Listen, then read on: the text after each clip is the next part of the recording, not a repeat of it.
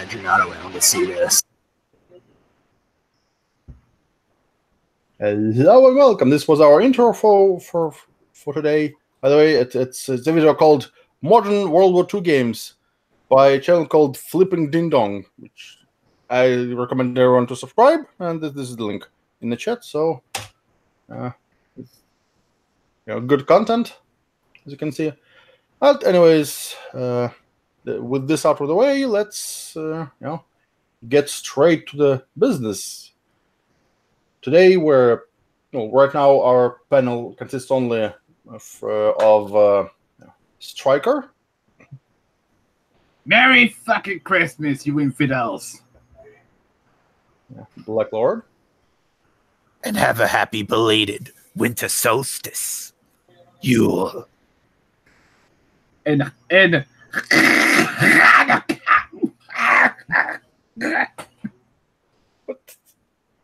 Yeah, and by the way, don't worry. David's Fantard is going to flag this now for anti-Semitic content. We made fun of Jews. wait. They got to shut it down. We'll talk about that. By the way, I'm your host, if you haven't guessed it, and you can see Orange Man Bad, literally. So, and by the way, I didn't use like a tanning lotion or anything. It's just I cranked up the saturation in my camera, so it's more festive. Yeah, don't worry. I inquired in our pre-show session there. He's healthy. He's not going to, get melanoma from being in a tanning booth all day. He doesn't like Trump that much to try to look like him. Well, I suspected Trump actually might use those fake lotion that makes it look like I don't know. Then again, he might actually.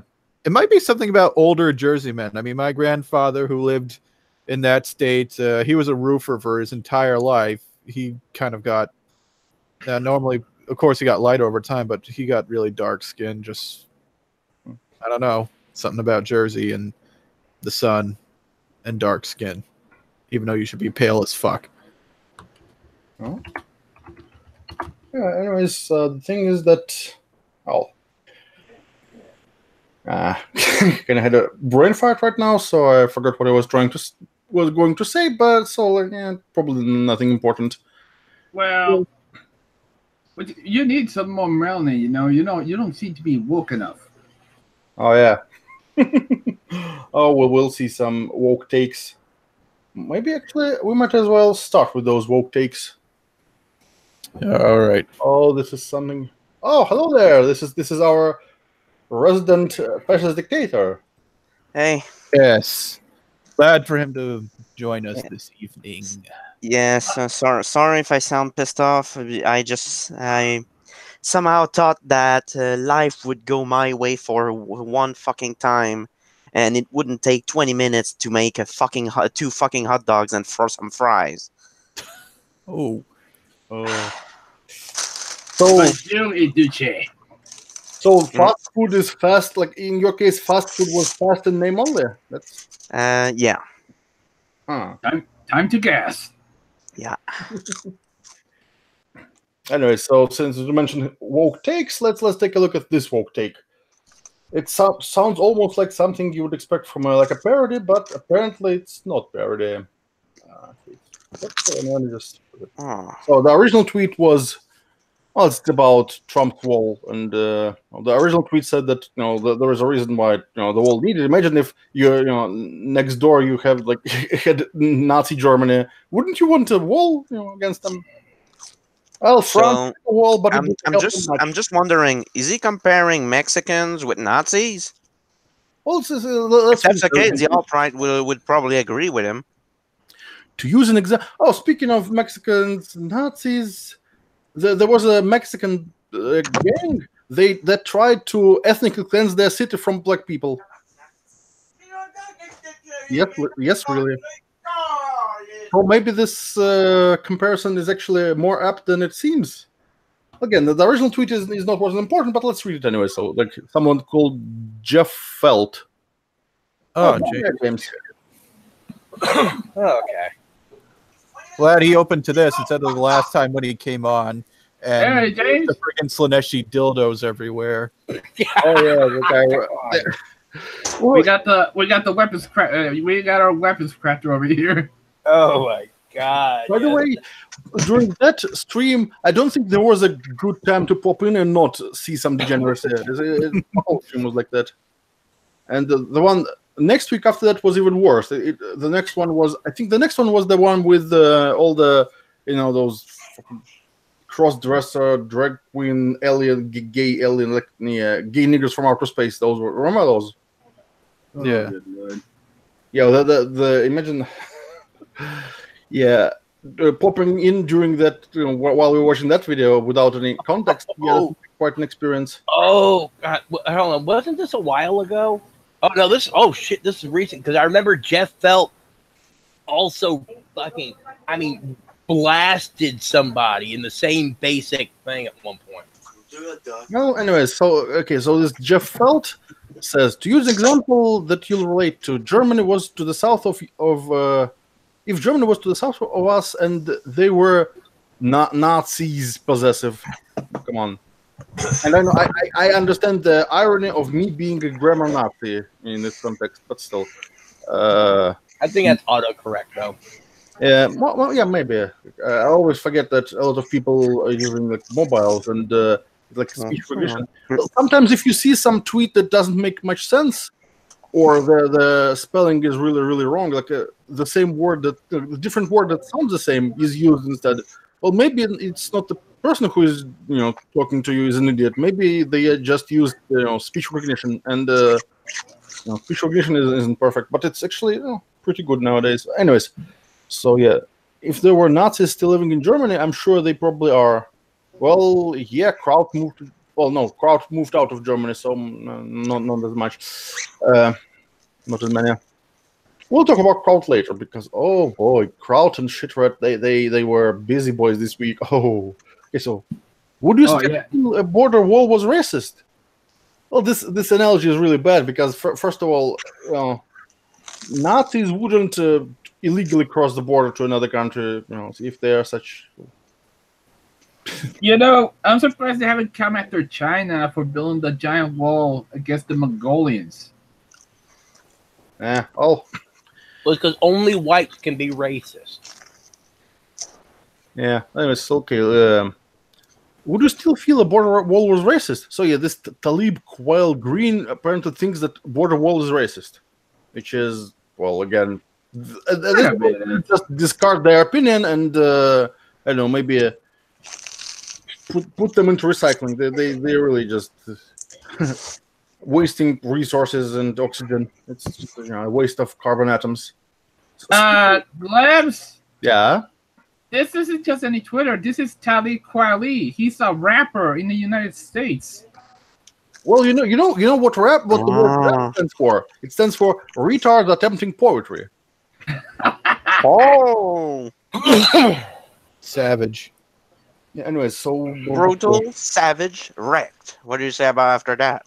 Oh, okay. So let me play it. Fuck. Wow. Do I actually? Oh yeah, this. Brutal, savage, wrecked. Destroyed with fat anally. Anyway, so look, yeah, the original tweet was that, well, I don't know, the original tweet isn't that great, but it's not the tweet, it's the response. Oh, the response. So you're unaware of the fact that Nazi Germany had a wall called the Berlin Wall. Well, actually, Berlin Wall was in Berlin, but there was like the wall. Just read the quote in its entirety, and then we'll eviscerate this. There's so much wrong with this tweet that let's read it in its entirety. There was a wall called the Berlin Wall that was torn down in 1991 in order to foster humanity and diversity. Walls didn't work for Nazis, so why build them here? Build bridges, not walls, Nazi lover. All right, now can we eviscerate this fuckwittery? All right. So it took 20 minutes to make that fucking hot dog, and it's shit. I'm never going back to that place. The quality has went so down. Ugh. So in the case of Thailand, The fast food restaurant that's near me, it's still they are quick and polite, and it's great.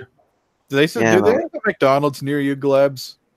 Well, it's actually not the McDonald's; it's Hesburger, and I actually prefer it. McDonald's kind of nah. Yeah. We have a couple. I think we have still McDonald's that were at least one of them closed down, and then Hesburger opened there. So Hesburger is much more popular here, and since at least in my opinion, their food tastes better. Yeah, I never liked McDonald's that much. What about you, Macho? They got a McDonald's near you? Oh yeah, they do. But I somewhat got bored of McDonald's. It's not yes, we have Mickey D's over here. Yeah, I know in Puerto Rico you're going to have them there. You have fucking Domino's. So I'd expect there to be McDonald's. Anyway, so speaking of this, like, it's not the first time I've seen this stupid line. Not this like line exactly, but this the general idea and this kind of retardation. So I can't vouch that this was actually posted by Occupy Democrats, but people tell me it was. And given how bad their memes usually are, yeah. So it says Hitler had his Berlin Wall. Yeah, Hitler had his Berlin Wall. Trump wants to build a wall. Is this really who we want to be president? I wonder if these people know that it wasn't the Nazis who actually built the bubble wall, but rather the Soviet Union. I know, of course they don't. But I'm wondering, is that guy alt-right or SJW? Which one? This one? Yeah, that guy. Of course he's the W. You know, okay. Walls. All right, I'm just going to leap in here and we'll start debunking this stupid shit. Okay, Berlin Wall was built after the Nazis were defeated. It was first built started construction in 1961 by the East German Communist government, not to keep the communists in. Well, not quite. It was mainly built for economic reasons, because the eastern part of Germany was really mismanaged because it was under communist rule. So of course it was mismanaged, and there was a lot of like inflation. And there wasn't inflation because prices were fixed by the government. The new title of East Germany under new mismanagement. Yeah, perfect.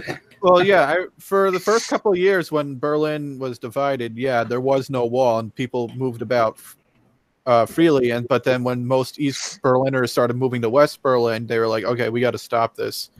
But also the fact that product prices were fixed by the government. So, but given that there were like food deficits even in Western Germany, so since the prices were fixed, people from started smuggling food through the border to the West Germany so they could sell it and have a quite a healthy. So people could skip the food lines. If I may interject, to really drive the point across, anyone who crossed that border would be fucking shot. Yeah, we know. After the wall was built.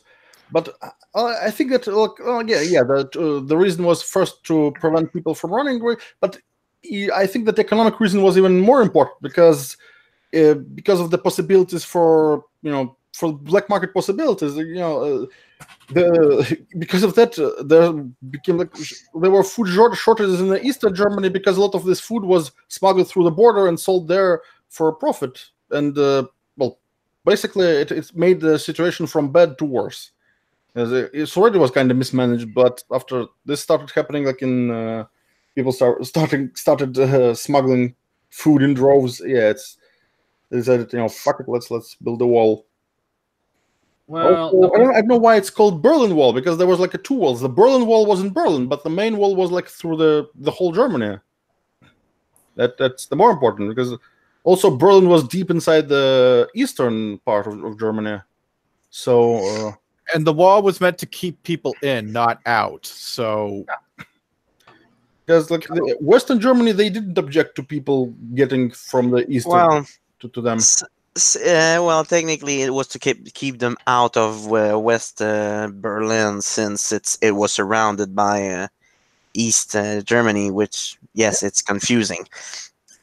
Oh yeah, but again, let's not forget that there was like this border separating the two parts of Germany. It was well, the Berlin Wall it's kind of symbolic because it was shown on TV how it was demolished.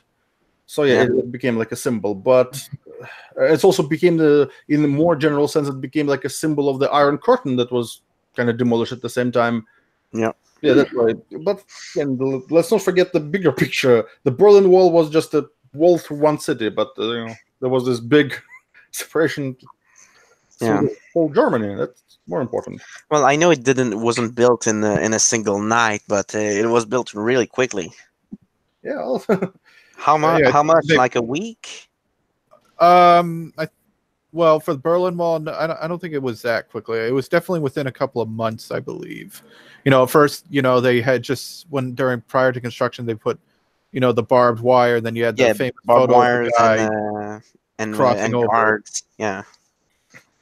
And so the thing is, you would think that these people would support, the wall when they're using the Berlin Wall as an example, seeing as it was put up by communists.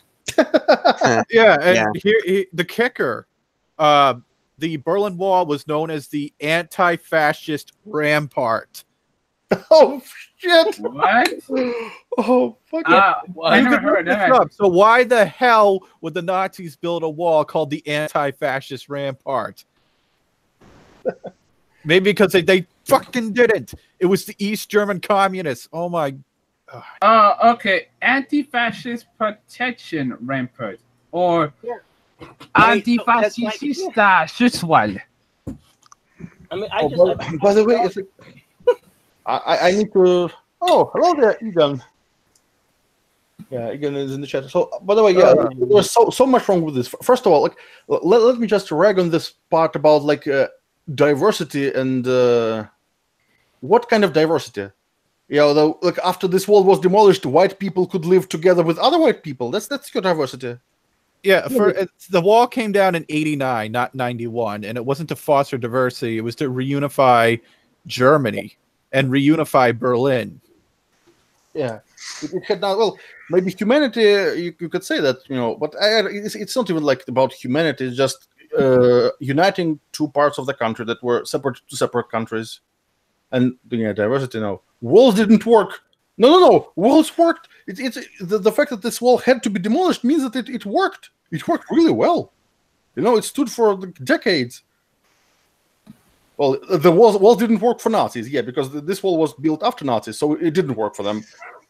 I guess get a credit where credit is due. So why would the Nazis even try to split up Berlin anyway? I mean, the only time I could see the Nazis trying to build a Berlin Wall was when the Red Army was kicking at the back door, but obviously they didn't have the manpower or resources to do that. Yeah. It was Germany was divided up as part of the spoils of World War II, and the communists, basically were given some of it. So that's why the wall was put there, this is their control, this is our control. Well, we already talked about why this wall was built, but also build bridges, not walls. This is this thing. First of all, do these people actually have locks on their doors? If there is a need for a bridge, there is no need for a wall, because there's already something that is hard to cross. Unfortunately, it's not hard enough to cross because some of them make it. Still, well, you just dig it deeper. That's it. There's Trump would just okay. I understand. Freshwater. That would have been fun to see Trump say, okay, I understand. A wall is too expensive and it's hard to put. So we'll dig a trench between the U.S. and Mexico.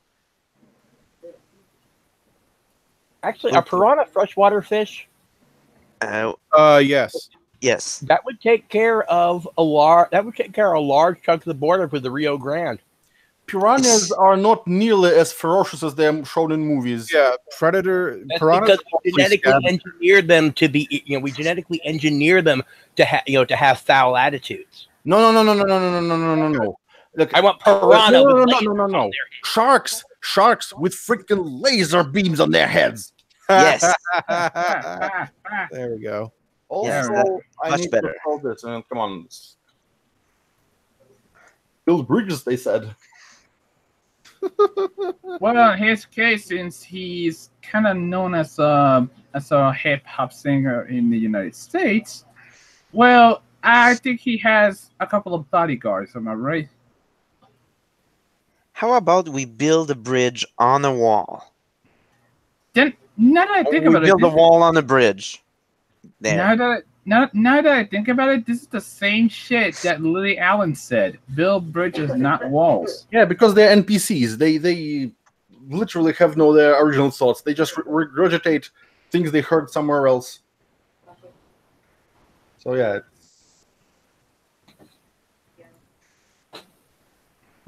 That is fucking weird. Anyway, so again, this is something that you would think it was actually a parody, but no, apparently there's someone is so woke. Then again, you don't need to be smart or educated to rap. You just need to, sell a lot of cocaine or crack or whatever. I do cocaine. Yeah. Or Dr. Rock's a rock and roll clown. Mm-hmm. All right, so before we get to our main course, I think since we already mentioned Nazis, well, actually, Nazis, like Nazism, will be like a theme of today's. Just like The Last Jedi, we have themes. I like how they say like it's a great movie because it has themes. Like every movie has themes, unless this completely random movie, even if it was completely random and incomprehensible, that would be the theme. Like lack of cohesion. Yeah, so, yeah. Like every movie has themes, so yeah, but like saying it has video and it has audio. Yeah, great. I mean, just talking about Kraut and Nazis on the stream, it kind of reminds me of where we were like literally a year ago when the whole Kraut server thing went down. Oh yeah. Life is just a one big circle. Circle jerk. Remember when our show was called? A lot of you. I don't think that maybe you, Striker. He's muted. He's not here. But yeah, he's probably the only one who remembers when the show was called Anti-SJW Circle Jerk. That was a long time ago. But yeah, years. Circles. So since we're Nazis will be the theme, so let's talk about Nazi-related topics. Well, again, another example of wokeness. This time, like it's not the leftists who are dropping. This time, it's Prager University. My God, yes. Oh, you know exactly which video I'm talking about. Yeah. Oh God, here we go. It's like they tried to debunk leftists so much that they just decided to their pendulum swung way too far. And then just detached and just flew away and just fell into a pool and went off the deep end because. I thought it just hit someone in the head and caused a concussion. Well, in this case, I almost got a concussion from face palming. Yeah, the video is called "Why You Should Be a Nationalist," and it's. But they're all for the wrong reasons. Oh yeah, well, I have a big problem with one of their statements. Let's watch the whole thing. It's like 5 minutes, even though we can make watching 5-minute long video into like a 2-hour long procedure. Just like on Waller streams, but we're really only going after like one or two particular parts. So yeah, but for full context, we should probably. I know that this part we're after actually it is separate. Let's actually go through it. Minute and then see if the rest of the video should be respond to here. I know I should have written down the timestamp, but it would mean that I would have to be prepared for the stream. Come on, when is this going to happen? That nationalism caused two world. Oh yeah, that's the part. So let's. Traumatized by these catastrophic conflicts, many now seek comfort in a simplistic narrative, ceaselessly repeated, that nationalism caused 2 world wars and the Holocaust. But this is one of the great untruths of our time. Well, so far, what he said, yeah, it makes sense, because a lot of people blame nationalism when, well, nationalism shouldn't be blamed. As Razorfist said, globalism needs to be blamed, because kind of like the First World War. Like the First World War just snowballed because of the mutual. Just how convoluted a lot of those alliances were. Yeah, it's like the irony is that all those alliances were supposed to prevent a large scale conflict, but they didn't. So it just became like the mutual assured destruction doctrine. Well, the mutual assured destruction doctrine worked because both sides of the Cold War had way too much nuclear power. So if war would be started, well, it doesn't matter who wins. As well, you will be like, yeah, the last one is the king of the ruins. Great. So yeah, but in the case of like the First World War, yeah, all those mutual defense pacts and non-aggression treaties, all of those spiraled, and yeah, it was a clusterfuck. But yeah, this is where they go full Macintosh. If you haven't seen it, just prepare. Just sit down. Don't stand. It's going to be a doozy. Adolf Hitler was no nationalist. He was an Adolf Hitler was no nationalist. Oh God! When I saw this screenshot from this video, like, what? Like, what the fuck? This guy was the leader of the National Socialist Party of National Socialist Workers' Party, National Socialist German Workers' Party. Yeah. Why did you think it was called National Socialism? Like the main, there were quite a few differences between like National Socialism and socialism, as in the one found in USSR, for example. Because those forms of socialism that were derived from Marxism, they were specifically international. Because, the idea was that the revolution would spread worldwide, and there was this and it would lead to worldwide hegemony of the proletariat. Hegemony is just a fancy word for supremacy. So socialism is, at least Marxist socialism, is an inherently supremacist ideology. Like it literally is. Just not racially.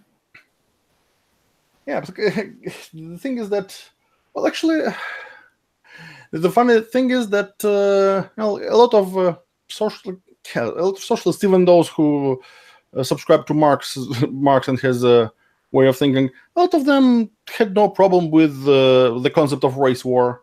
It's just that there would be two dimensions of Yeah, that obviously Pol Pot being the most infamous example of that, but it's just not inherent to Marx's thought. Yeah, but the things, by the way, there's this way in the past when the Independent used to be actually a decent newspaper, believe it or not. But it all went to shit. By the way, how Independent, yeah, it's such a hardcore leftist SJW rag that just talks about how evil those neo-Nazis are, and Nazis are everywhere. And the irony is that this newspaper was actually good before it was bought by a Russian oligarch, but not just any Russian oligarch. This guy used to be a politician. He was a member of the party called Rodina. And this party, well, it was kind of infamous for xenophobia, anti-Semitism, anti-immigrant sentiments, racism. I still actually remember when there was a scandal where their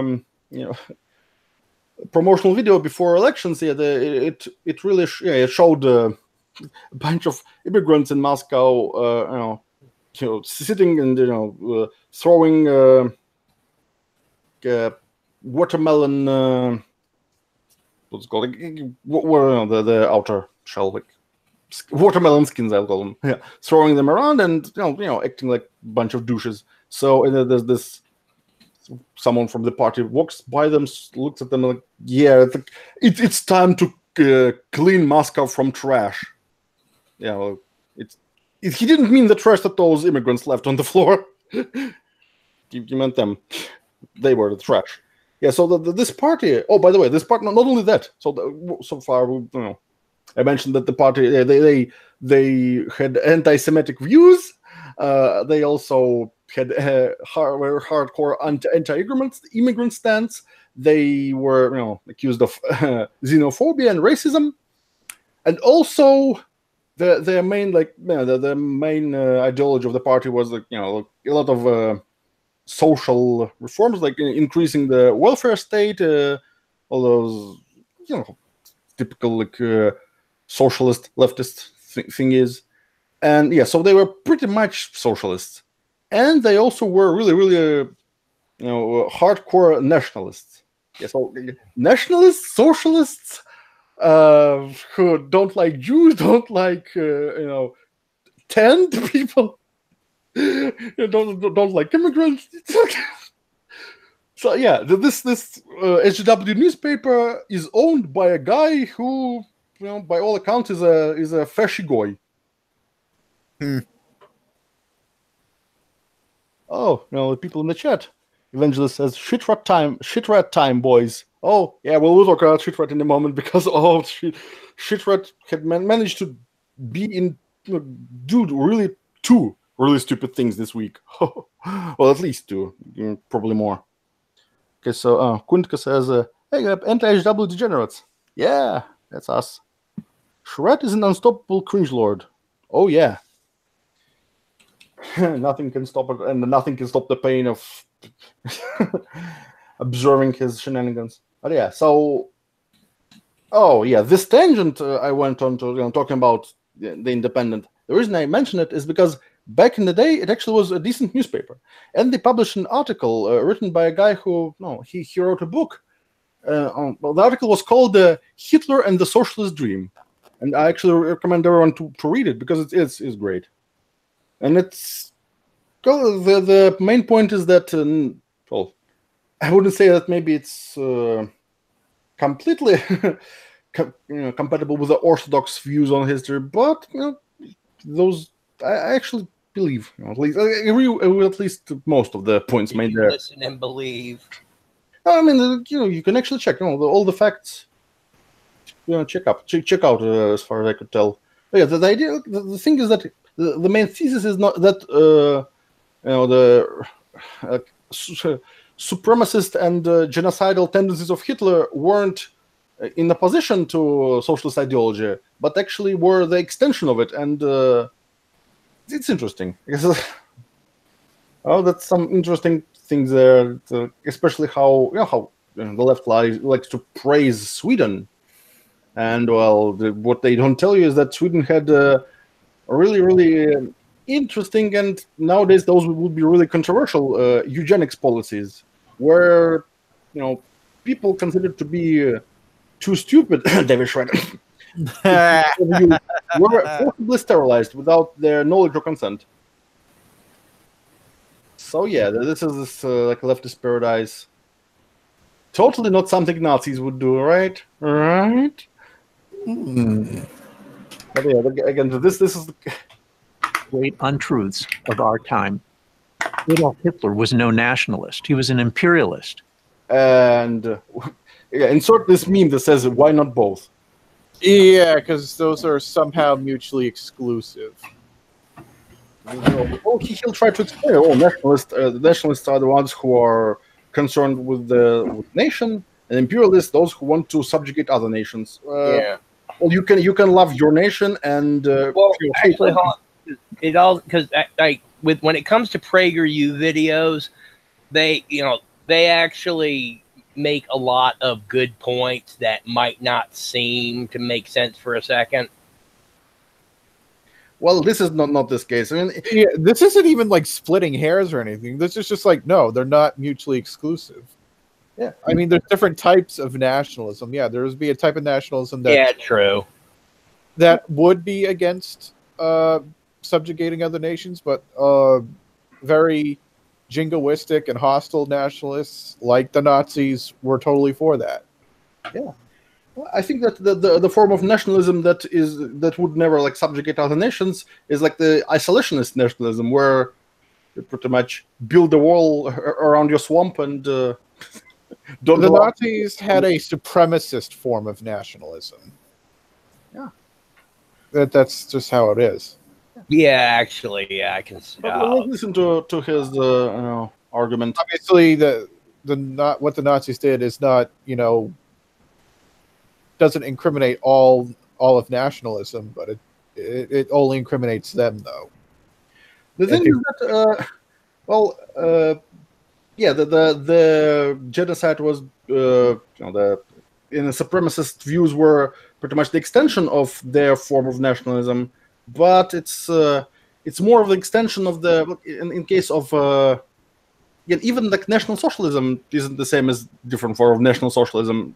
As if you read what Mussolini had to say about nationalism, about nation, about race, and other things, he sounds like almost like an SJW. Then again, he actually literally said that he's fighting for social justice. Check it out; it's a real quote. Yeah, but the idea was that he said that race is a feeling, not reality, and also that the National Socialism doesn't need the. Let me actually bring up this quote. Didn't he initially say something like National Socialist? He was a Democratic National Socialist. Yeah.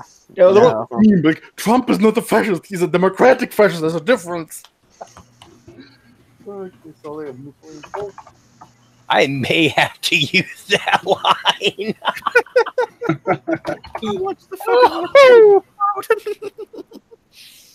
Okay, so here's this quote. It's an actual quote.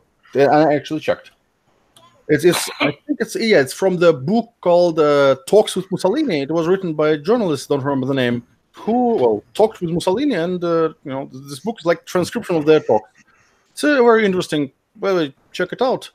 And also, unlike Hitler, Mussolini actually was well spoken, and he was actually an accomplished writer before he became dictator. So again, and I agree 100% with what Mussolini is saying here. Of course, you are Mussolini. Yeah. Yes, of course I agree with myself. But the quote says, "Race is a feeling, not a reality. 95% at least. Nothing will ever make me believe that biologically pure races can be shown to exist today. National pride has no need for the delirium of race." Yeah, it's an actual quote, and the part that it's skipped it's pretty much in the same vein, but it's actually even more telling. So yeah, look it up. This book is available online. I think it's even it's listed. It's linked from the Wikipedia article. If it's public domain, you could probably find a link and even link it in the chat. Yeah, like there's it's I think it was on archive. Yeah, on archive.org.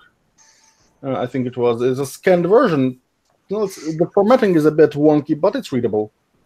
So check it out if you're interested. And if you're interested in understanding what fascism was all about and what was different between fascism and Nazism, yeah, check it out. It's also Mussolini wrote at least two books about his fascism, and unlike Hitler, he was actually a good writer. They said so. At least, yeah. By the way, I'm sure someone will just say, "Oh, this privileged chief lord is telling people to read Mussolini's book. Oh, it's a dog whistle." It's true. I'm not saying you should read it because it will convert you. Again, if you, for example, if you consider yourself to be like a really strong opponent of fascists, well, wouldn't it benefit you to know what they actually believe, and at least what a classical, how the term classical liberal, like classical fascist, what they believed, because you happen to start agreeing with fascism, well. Well, speaking of people who agree with fascism, let me like the Democrats. So SJWs, they don't realize that they are pretty much doing the same thing the fascists were doing. Like, we are fighting to impose a higher social justice. The others are fighting to maintain the privilege of caste and class. We are proletarian nations that rise up against the plutocrat. I really Mussolini wanted to overthrow the monarchy. That was after Become the the monarchy turned monarchy. against him. After what? After the monarchy turned against him. Well, I think he was initially on decent, maybe not.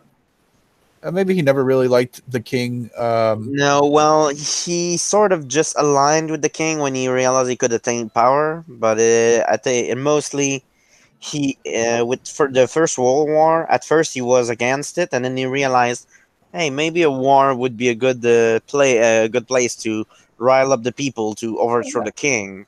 So then he became pro-war. In prison for protesting against the imperialist wars waged by Italy at the time, which is like, in retrospect, it's like the most ironic thing ever. Mussolini was against the expansionist wars. Again. Oh yeah, the video. Yeah, well, then after the Italian campaign where they took Sicily and southern Italy, then that's when he created the Italian Social Republic, even though it was mostly protected by German troops. Macho. Yeah. Did you by any chance tell the people of Italy to gamers rise up or something? As a matter of fact, I did. Well, speaking of gamers rise up, the next article we're going to discuss is this infamous article from the Daily Beast. Daily Bestiality? Yeah. Oh, by the way, yeah, here we go. Daily Beast mode. By the way, let me present to you my OC. I call it Mussolini and Mussolinier. Jesus Christ! Oh God, damn it! Jesus! God, my face is tired from everything. Oh yeah. My face is tired. This is you on Matt. Any questions? No, actually, you know what? It's not my face is tired. It's more like one moment. Shrek. Mussolini is love. Mussolini is life. No, not this one. I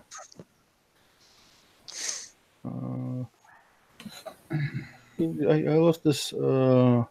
Ultra degeneracy. No. Oh yeah, this one. You fucked up my face. Yeah. I think it's more. You betrayed my face. You lied to my face. You betrayed my face. You used my face. You fucked my face. Anyways, let's. What was it? You lied to my fucked up face. Well, yeah. Let's listen to his argument that why Hitler wasn't a nationalist. If his ambitions had been limited to ruling Germans, it would have been terrible for Germany. But the French, the British, the Russians, and everyone else would have been spared a world war. Sadly, European elites learned the wrong lesson, believing that independent nations are inherently dangerous. Oh, so basically he said that, well, he wasn't a nationalist, he was an imperialist. So because he conquered other countries, that means that he's not a nationalist. Do they not know what the goal of Germany's expansionism was? It wasn't invading other nations just to rule them. The Nazis setting up a buffer zone. The Nazi ideology was not only Aryan supremacist, it was pan-Germanic. He wanted to create one unified realm for all of Germanic peoples to live in. Give them enough Lebensraum. And then conquer all of Eastern Europe from the Slavs, Balts, Gypsies, kill them all off, and then replace them with more Germanic settlers, Aryan settlers. Create an even greater German Reich that was supposed to last 1,000 years. That is pretty. That is pretty nationalistic. Yeah, it's bad nationalism, but it's still nationalism nonetheless. Yeah. The nationalism doesn't prevent expansion.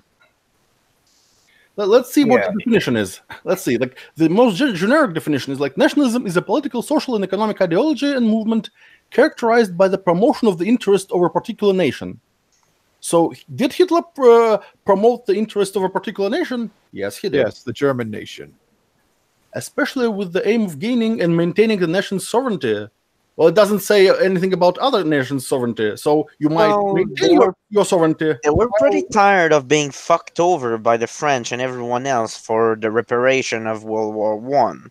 Oh yeah. So yeah, the Versailles Agreement, it was really like adding insult to injury. It wasn't about fairness or justice. It was about kicking them while they were down and just pushing them in the dirt and marching on their body with the jackboots. So again, if they didn't want the repeat of the World War, maybe they shouldn't piss off half of the participants of the war. Like they even though Italy was on the Entente side, but they were promised for their war. They were promised some lands, but they weren't actually given anything. So that's why Italy was pissed, and they were fucked over. And doesn't matter. Again, you shouldn't piss off countries because they might harbor some resentment towards you. And oh shit. You know the meme, the recent meme of the kid of the train. Look at this pic I showed on Discord. See. Oh, fine. You know what kind of train it is? Jesus Christ! Oh shit! I have a related meme. Joy to a tree, joy to a street, in the shower, little Jews die. Oh yeah, we're gonna get flagged for promoting anti-Semitism now. At the camps, did the roller coaster of death have a sign that says you have to be at least this Jewish to ride?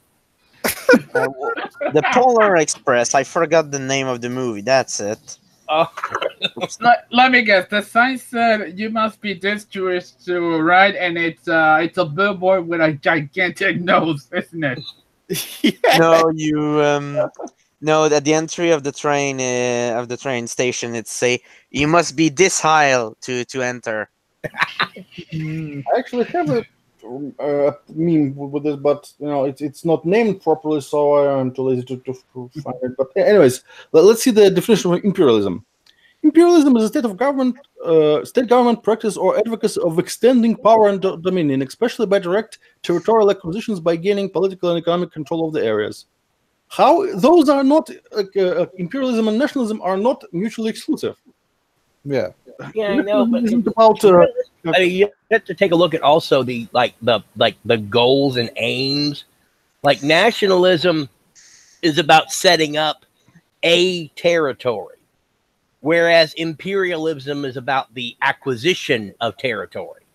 Yeah, you can acquire other territories and just tell your subjects to spread there, and now your nation just spread out.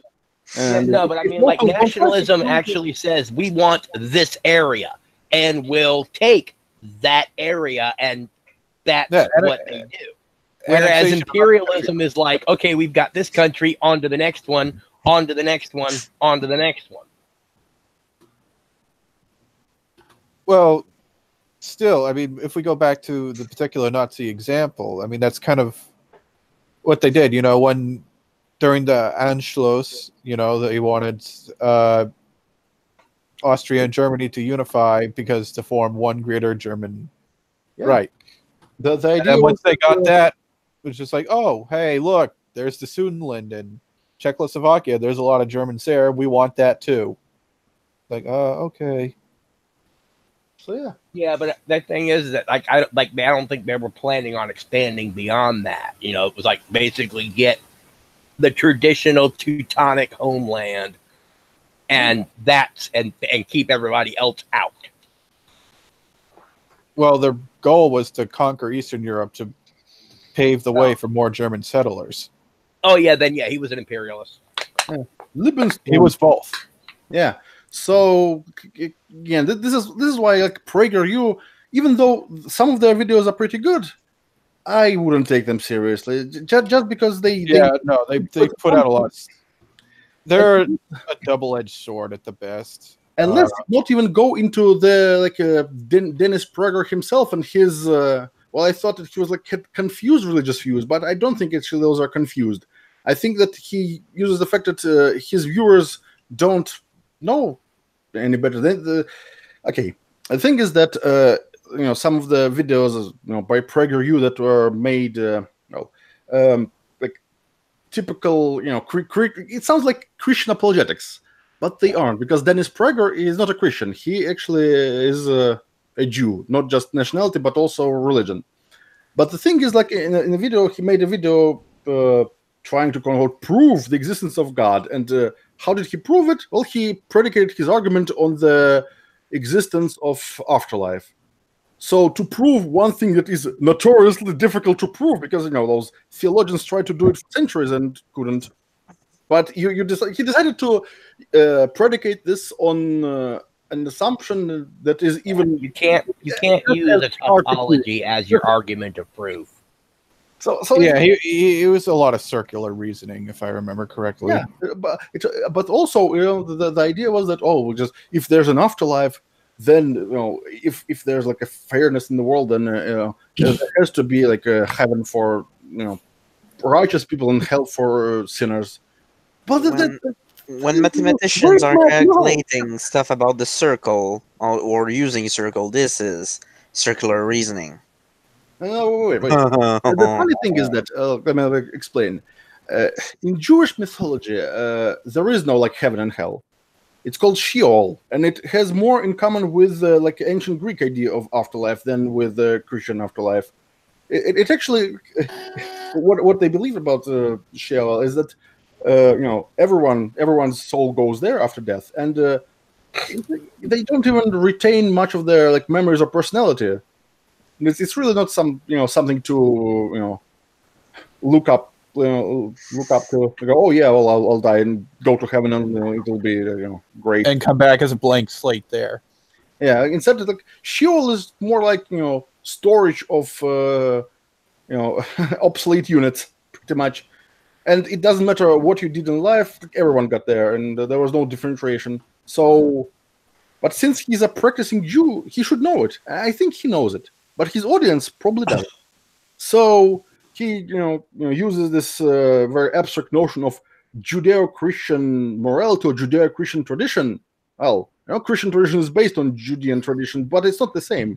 Well, if it was the same, it would be wouldn't be different from Christianity, and that's one thing where like Christianity and Judaism are very, very different. And by the way, also even nowadays in rabbinic Judaism, the afterlife is, well, they kind of acknowledge it, but they don't actually use it for. It's not important. It's not in Christianity. You could say that, well, at least some Christians, I would say most of them. Remember, afterlife is the most important part, because the earth life is just a preparation, and there's infinity to infinity and beyond. So they anticipate the afterlife. It's important, but for Jews, it's not important, because if you don't retain your memory and personality, well, what's even left of you? I mean, it's might as well consider yourself dead, non-existent. What I'm trying to say is that because his viewers are mostly, almost all of his viewers are Christians, so he just panders to them, and that's again, this is dishonesty, and dishonesty is not a good trait. So that's why I don't recommend people watch PragerU. Also, let's not forget that they are on some issues they are pretty much science deniers. Like, for example, and don't get me started on their fucking retarded video in defense of family. This would was so bad that it would turn traditionalists into hardcore MGTOWs, because it even people who agree with this probably didn't like my career. Again, double-edged sword, double-edged sword, because they put out some good videos, but then they put out stuff that's wicked stupid. So, and because of that, I don't recommend them. That's a problem. They're so inconsistent, so they don't have like a much of a quality control. As if they had quality control, the phrase that Hitler wasn't a nationalist wouldn't make it into a video. It's dumber than this. Remember this channel Spirit Science, where the dumbest thing he ever said was the space Jews. But yeah, this was their version of space Jews. Okay, so again, enough of this. Let's we mentioned dishonesty. Speaking of dishonesty, let's talk about David Sherratt, because that's why people. Here we go. Oh boy. He managed to be a part of 2 scandals. Both of them make him look really, really, really bad. Look even worse than he already looked before, and his reputation is already in the gutter. Well, at this point, Spino can only go down. He can never come back up. He always does. There's always something that makes him look worse than he previously was. To anyone who's watching us, it's time to love up. Or not. Except for that one time where, where the stop clock on him and say, no, I'm not going to dox these people for crowd. Okay, Egan says Sherratt needs a strong hook and a short rope. Oh, yeah. Good one. Yeah, so this is the article in the Daily Beast. Oh, I love to talk about Daily Beast. It's called How YouTube Built a Radicalization Machine for the Far Right. Picture showing a YouTube logo, a tornado, MAGA hats, with the Confederate battle flag. Yeah. So far right. About David Sherratt. David Sherratt is from the. This is really as boomer as it could be.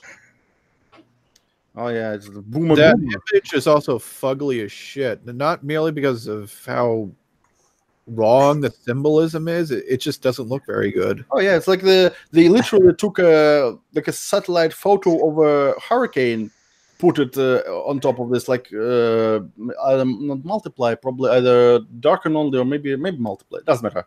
And then they put this photo of a tornado taken from the side. So the tornado is from the side, but the hurricane in the background is from the top, which makes a lot of sense. Yeah.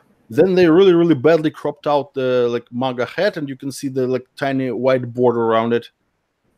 And it is really easy to, when you select either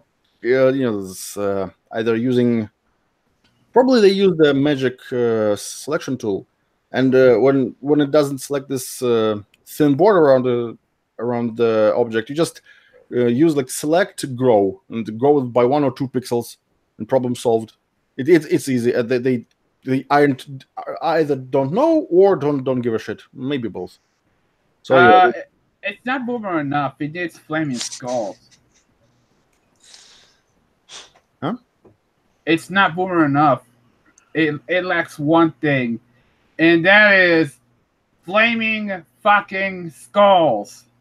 Okay, Ghost Rider.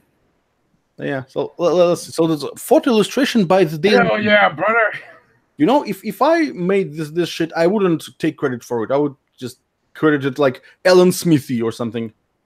It's even uglier than the Dance of Death cover album. I don't know what it looks like. I'll get you an image. It's not even they didn't even finish it. No, they went with an unfinished version for some fucking reason. So just like the AAA game developers, they sell a game that's like 60% ready. Honestly, this is a very shitty country music album cover. Well, not really, but you get the gist of it. Yeah. Well, they should have called it Trump-nado or something. No. Replace the mega hat with YouTube logos or Susu Wajiki's face, and it would be the demonetization twister. Okay, I posted it in the Discord below. Oh, okay. So, all right. This look. You know what? This makes graphics from the game Limbo of the Lost look like fucking high art. Jesus Christ! Well, it's Well, like they use. David wishes he would be invited in those types of orgies. Okay, so let me say what it is. I think they used Poser, like old version of Poser, and they used like rendered it using like normal setting, not high quality, but like quick render. Because I don't think that the textures are used. It's more like just solid color with shading and gradients. Also, the wolf looks almost as bad as the wolves from this game called Life of Black Tiger.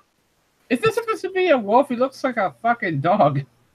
And the baby looks like what would eventually be the very first meme, the dancing baby. Oh yeah, don't remind me. That meme was creepy. What the fuck? What the fuck? That's why why the dancing baby was dancing is because it was coked the fuck out. Why? Why the fuck did they give that baby fucking bra? Seriously. I maybe to make it Sometimes it's better not to think about it. Anyways, so this is the wolf I'm talking about. To appeal to no maps. Oh, fucking hell! Hope not. But yeah, this is. By the way, this game was released on PC, PlayStation 4, and it was promoted on the official PlayStation YouTube channel. Why? It was originally a phone game, if I recall. Oh yeah, this is like, okay, the masks look actually good, and the Grim Reaper looks good, but the rest looks good. Also, this baby is like hovering in the air, and his legs are clipped into this dog. What? No. The more I look, the worse it gets. It's fucking hell. Nope. Let's talk about this article because this is just after the picture. It is gonna be good. It says, for David Shitrat, like so many teenagers, far-right radicalization began with video games tutorials on YouTube. Oh, God. I'm sorry. I'm going to have to hit X to doubt. Yeah, press F to pay respects, more like.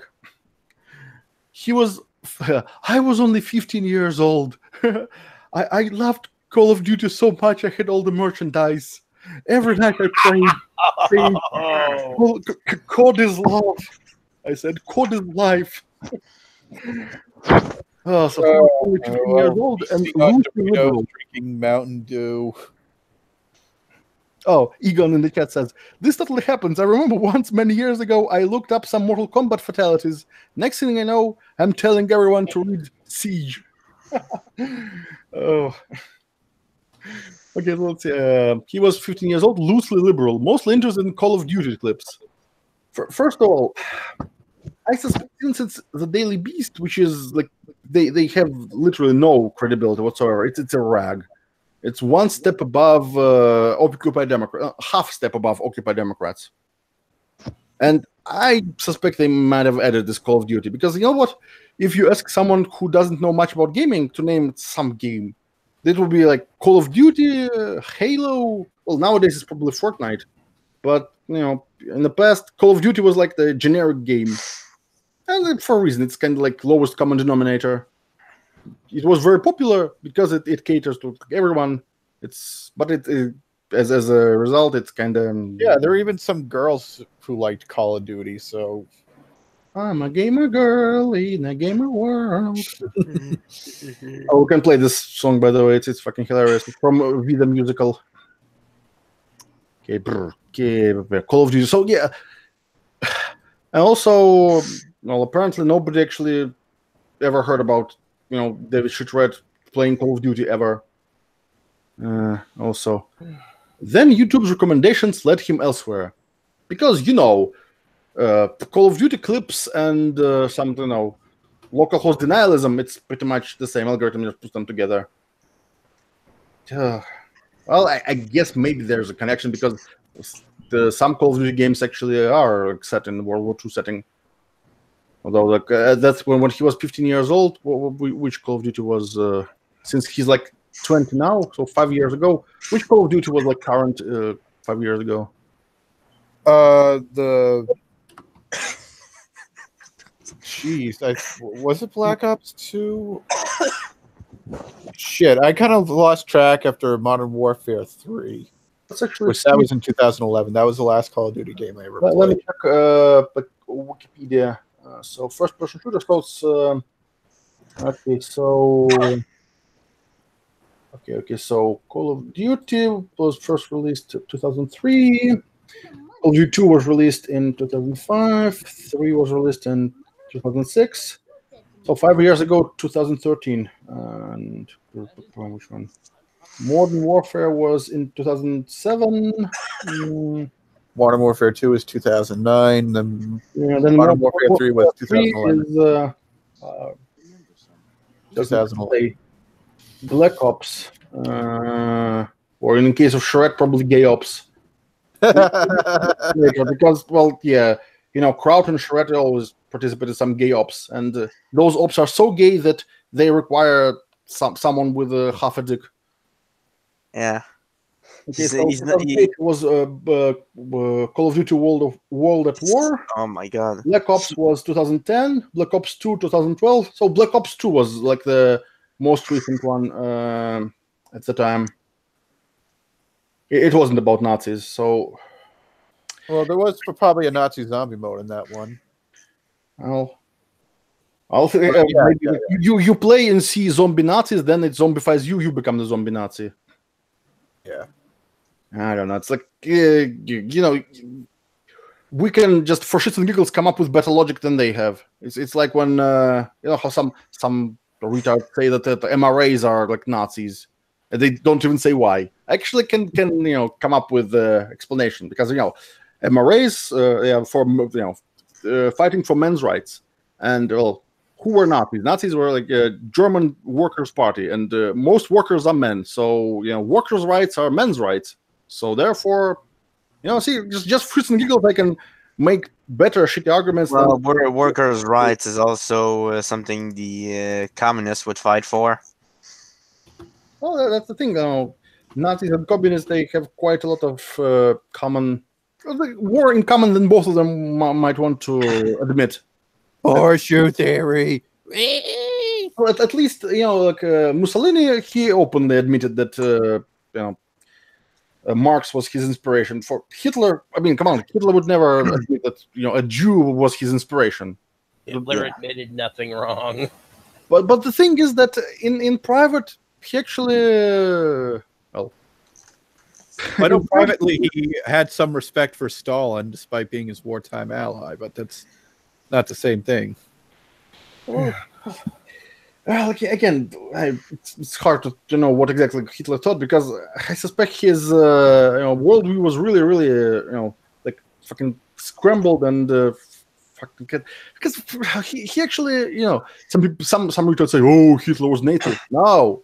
Hitler wasn't atheist. He believed in himself, and he believed himself to be like the new Messiah. He actually once, literally, unironically said that Jesus was the first National Socialist. Hold on. Jews killed him because they didn't want this new ideology to flourish. Here. That's what he believed. Come on. This is a classic video by when Dark Matter did good videos. Let's not talk about Dark Matter. No. But let's watch this video. This one is pretty good about Hitler. Well, let's watch it after the article because we're talking about David here, not Hitler. Yeah. Yeah. Okay. All right. We'll look. I think I know the one. The world alternative universe without Nazis, right? That one. Anyways, okay. As I kept watching, I started seeing things like the online atheist community. How do you get to the atheist community through Call of Duty? What? David, you retard. Either the editors inserted Call of Duty clips because they want to, attack gamers, or David is even dumber than we thought, and we already thought he was retarded, dumber than a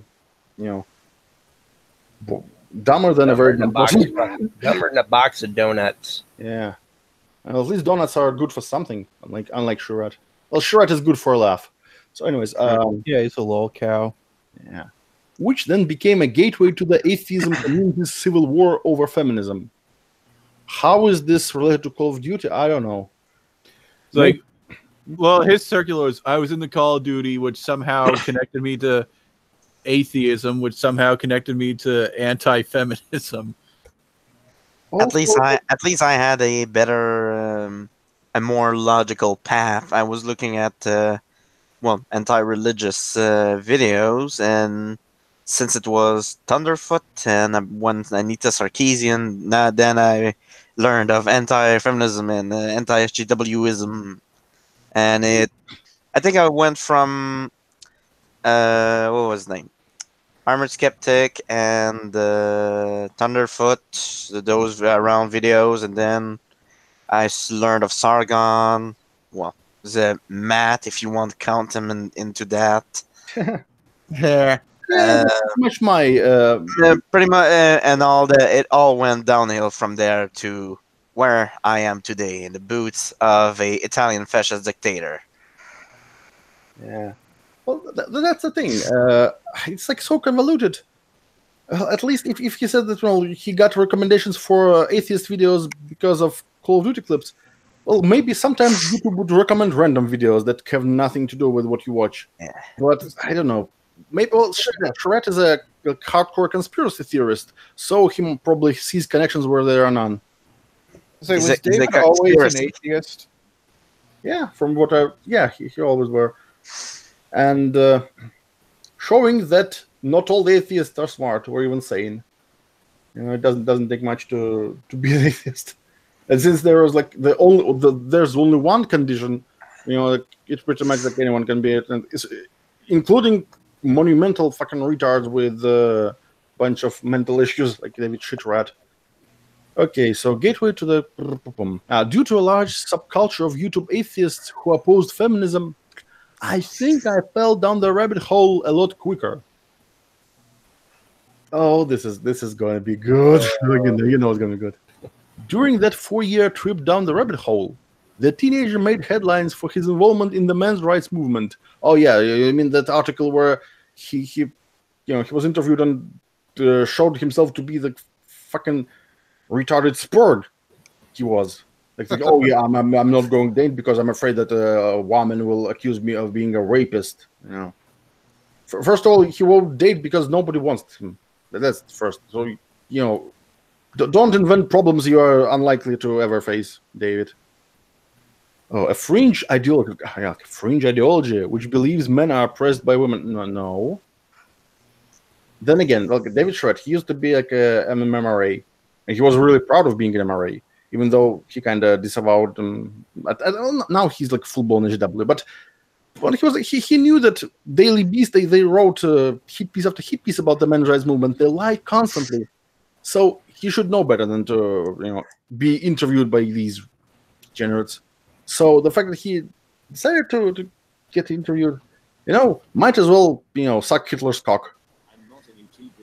Yeah, at this point, I don't know, it's like a association fallacy. Well, it's not a fallacy because he chose to associate with them, knowing full well what kind of degenerates they are. So I'm not saying that he supports everything they do, but why would you associate yourself with such scumbags? Unless he's even a bigger scumbag than they are, and he is, I would say, because he's even more shameless. Okay, doing for a year, and which he no longer supports. Of course, he doesn't support men's rights movement, and to show what he's not a men's rights movement activist anymore, well, he decided to not be a man anymore.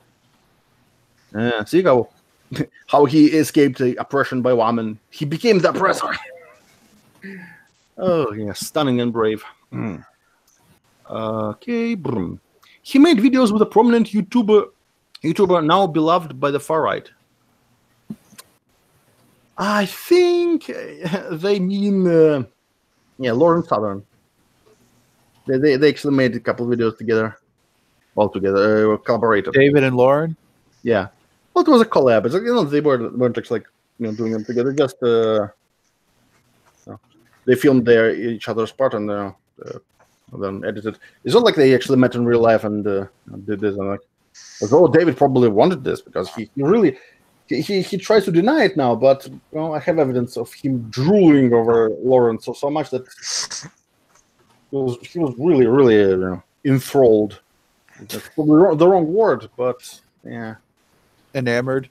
Yeah, more like obsessed. I would say. Just, it was really, really. Ooh. We can talk about this. I have some insider information from people who were in the same group chat that he was and other anti-SJW YouTubers, and his behavior there was quite telling. Also, okay, let's see where was I? Yeah, I think they're talking about Lauren because he didn't do that many collabs, but especially people beloved by the far right. A lot of those people, in the MRA circles, outside of those circles, nobody actually knows them. So, yeah. He attended a screening of a documentary on the men's rights movement. I like how they put it in quotes. Okay, so and hung out talking about a movie called The Red Pill by Cassie J. By the way, the funny thing is that she used to be, if you don't know, you probably know, she used to be a feminist. Yeah, we knew that. Yeah, well, in case some viewers doesn't know. So yeah, she was actually wanted to make a documentary about men's rights from kind of expose them for being evil, misogynistic neckbeards. And while interviewing and looking into what they have to say, she actually they're not as awful as the feminists tried to chuck them up to be. But then she became a pariah because of that. Oh yeah, it's like when you leave a cult, you become shunned. And yeah, that's why she called it Red Pill, because she committed heresy by saying they're not evil women haters. Yeah. Yeah, that's why she called it Red Pill. She wasn't, talking about like the MRA. At first, she was talking about herself because it was her Red Pill. At first, yeah. At first, she was going to. At the start, she had the usual suspect of feminist bias, and she sort of lost it on the way. Yeah, that's the thing. That's why SJWs try to silence opposition, because when a position is allowed to speak, their arguments can't hold it. So if we talk about David and a bit of Lauren Southern, maybe a certain video is in order. I remember. We'll play it. A certain video is in order. Anyways, it's actually a pretty good meme. Anyways, I'll crack open a cold one. Yeah, sobriety is not conducive to reading this bullshit. Okay, let's see. And hung out with other YouTubers afterward. Afterwards, maybe, proofreading. Come on. Where he met, even like fucking, after my automatic spell check would catch this. Come on, who wrote this? Kelly Well. Yeah, Kelly. Just use a fucking spell check. Come on, it's the count here. Where he met a young man who seemed a bit off. David Shred shouldn't call anyone like a bit off. Because, well, compared to Shred, at least he was a bit off and not like completely off the charts. And by the way, actually, I found those pictures from that screening. That was no one who found them. But yeah, the thing is that there were several people, and Mitch, actually, I think he narrowed down who that person might be. It's probably a guy who used to be known as Thorium. And Thorium, it's another story. Wait, what? Thorium did what? That's a name I haven't heard in a very long time. Yeah. Yeah. Still That's familiar, but I can't place it. Well, he used to make he used to sound like a well-spoken, mild-mannered, kind of centrist guy, but turns out that it was only a ruse. He actually, this is the only time where David Shred actually saw real dog whistles. And now I found his Twitter, saw the recent tweets. He really went off the deep end. He unironically tweeted about Masonic liberalism.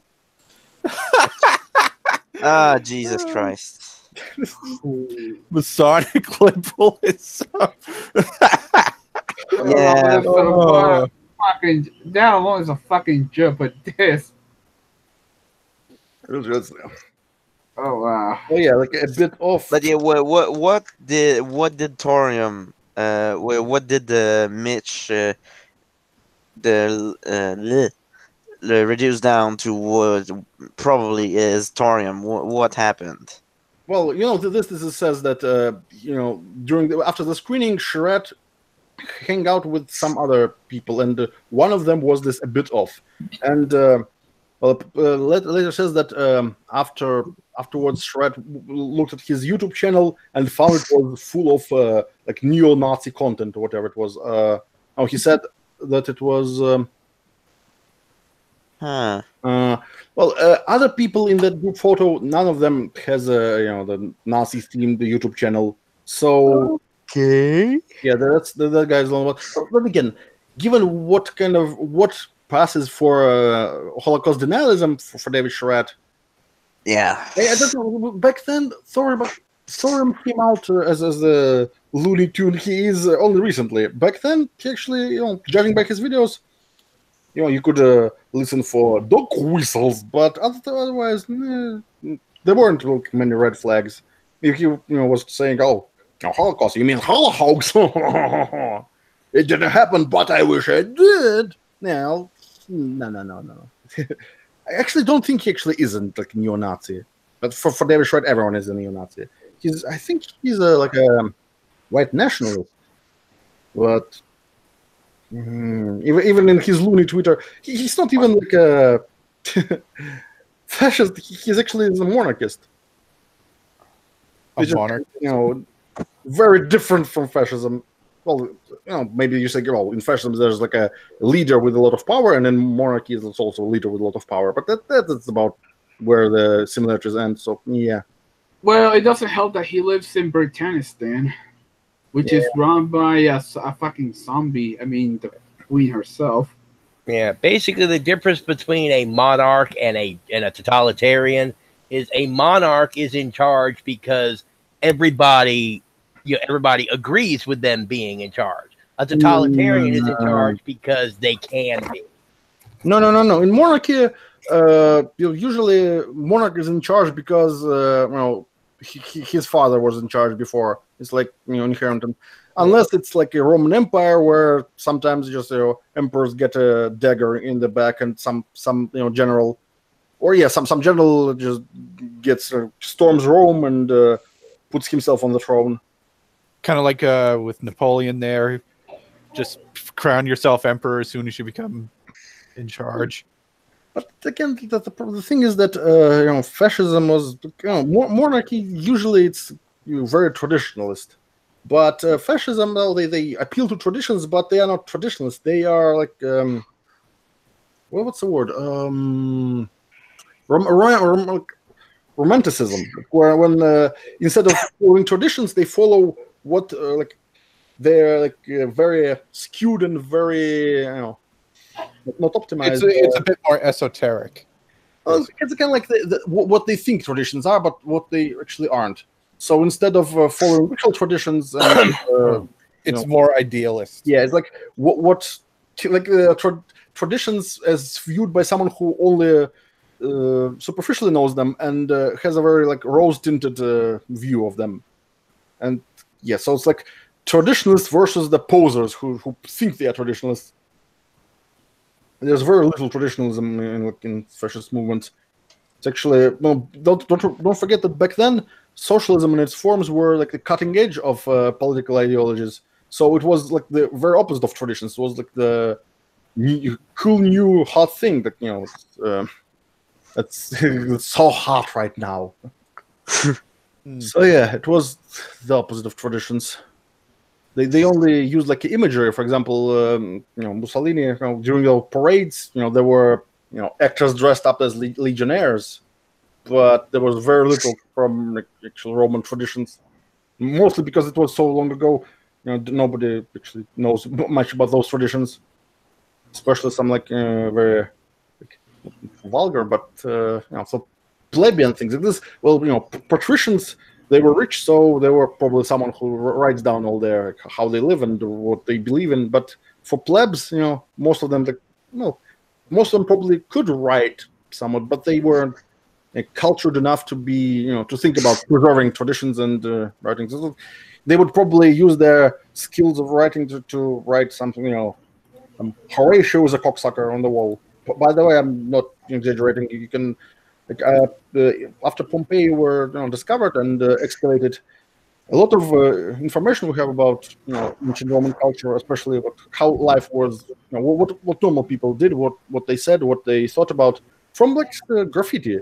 So what was back then considered vandalism, nowadays, hooligans and the teenagers will just tag walls and fences, or just write, draw dicks. Well, they were doing the same, but nowadays it's actually a very interesting source of information. And they were there were sites that list some of those writings that were discovered, and that's pretty much what people write on the walls now, only in Latin. Okay, so today I'm the one who really goes on tangents after tangents, but okay. Yeah, so this shit rat. Okay, prompted shred. Okay, some Shred's friends even stuck up a report with a mail line afterward, which prompted Shred to check out his YouTube channel. And then there's Nazi. Let's see. What he found soured his outlook on the documentary screening. The young man's channel was full of Holocaust denial content.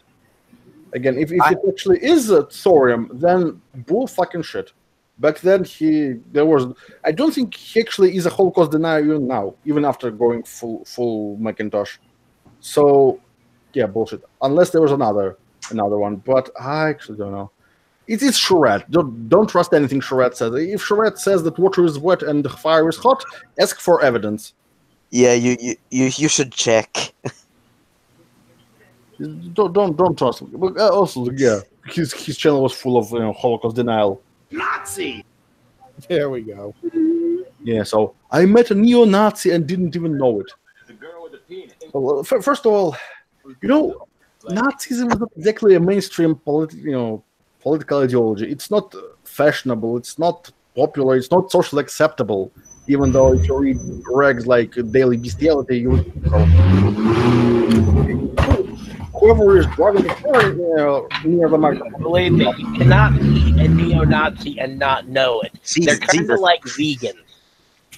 Yeah. No, actually, no. I actually see why some people, especially who hold those very controversial views, they wouldn't show them off. They would actually try to ease people into them, from giving them some maybe dog whistles to see if they react. If they react, oh, it's like our guy, huh? Hello, Mr. Merchant. Hello, Mr. Six Gorillion. Huh? But if they don't react, the dog whistles. The good thing about dog whistles is that you can maintain plausible deniability. It's pretty much impossible to prove that something is a dog whistle, unless you admit it. But even if you admit it, maybe it wasn't a dog whistle, but you decided to play along and to troll them. So again, there's no way to prove it. It's By the way, only dogs are supposed to hear the dog whistle. Yeah. Just saying. Yeah. So if you actually recognize those dog whistles, you might actually be the target audience. So yeah. Especially if that's the only thing he does. Well, speaking of, I have a meme for the occasion. Holy shit. The fact that David Shitrat can hear fascist dog whistles, well, you know why. Because...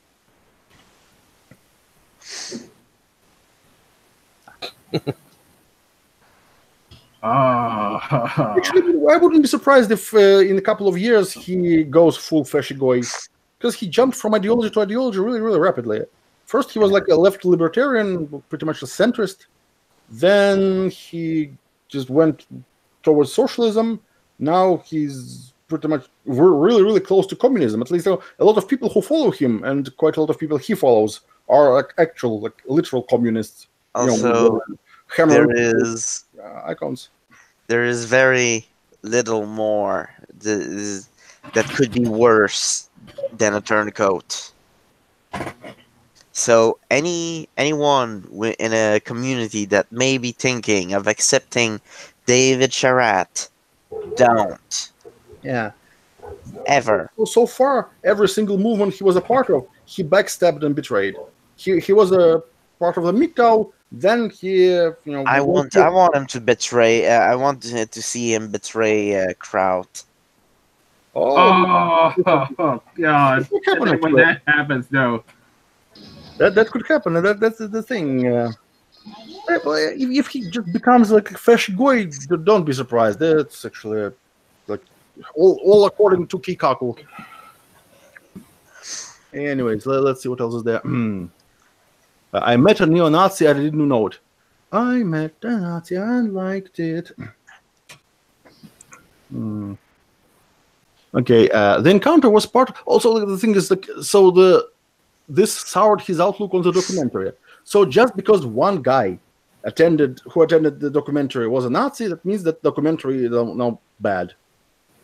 Okay, Yeah, like I said, it's all the time. It's just it's the one drop rule for them. So does that mean that no one is truly black or even what was it 100% Homo sapiens, since everyone except pure Africans are intertwined a little bit with Neanderthals.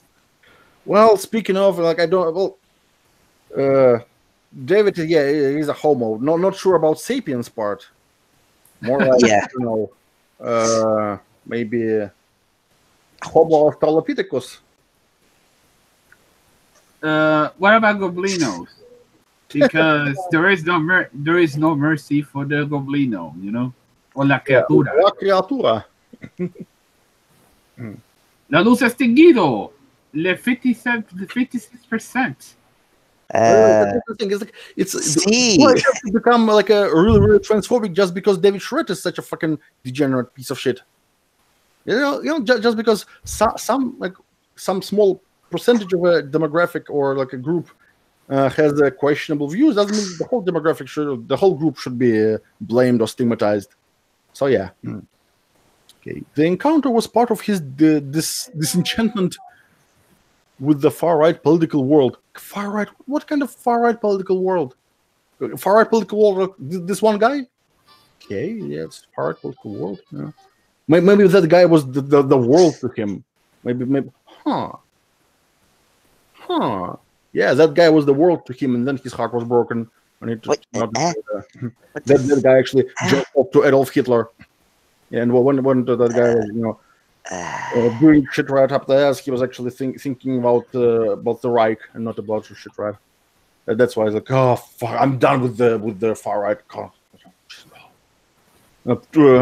Friendship with the far right ended. Now the SJWs are my friends. Anyways, yeah. Today I'm producing such great cringy jokes. Ugh. The encounter was part of his. Okay. Well, he slowly entered over the end of his childhood. When did his childhood end? He still acts like a baby. Ugh. I think one of the real things that made it so difficult to get out and realize how radicalized I had become in certain areas was the fact that in a lot of ways, far-right people make themselves sound less far-right, more moderate or more left-wing. Or maybe they are not far-right. Maybe they are like, there's not much to it. Like they are maybe what he seems to say is far-right people are more capable of nuance than us. Yeah. Oh, like far-righters more than meets the eye. Far-righters, Nazis in disguise. Yeah. Okay, so Sherratt wasn't alone. Well, now he's forever alone. Now he is. Yeah. All by himself. So what of me? All by himself. Oh, no anymore. One is the loneliest. All by incel. Ooh. Oh, hold on. Don't wanna be an incel. Don't wanna be. At least I'm not the cringiest person in this live stream. Oh my god. We already have to worry about demonetization or whatever. I really don't want to have to bring Geneva war crimes in because, like, there is that thing about torture. Yeah. That's what you love me. Yeah, like yeah. Speaking of Showdown, Incel inside. By the way, I wanted to make this meme. Well, I still had Twitter. Now, you know, nobody will see my OCs. But yeah, like this meme, like, album by the band called David and the Dog Whistlers. It would be called the Incel Inside, and it would contain like classics as "It's a very Jewish." Lauren will regret rejecting me. Yeah, I am a superior white. Ghost written by Jeff Hollydorp. Also, that was there. I don't remember. Had Mussolini? Did Mussolini had a slogan? Well, and the same gist of "Say Heil," or did he not? Oh, well, I found those. Well, there is the office of the party with the C and the face everywhere. There's C. Oh, yeah, let's those will be the tracks of the album. I don't know what it was about though. Huh? I don't know what the C was about though. Oh, yeah, I'm talking about the future album of David Sherratt. Yeah, that was like.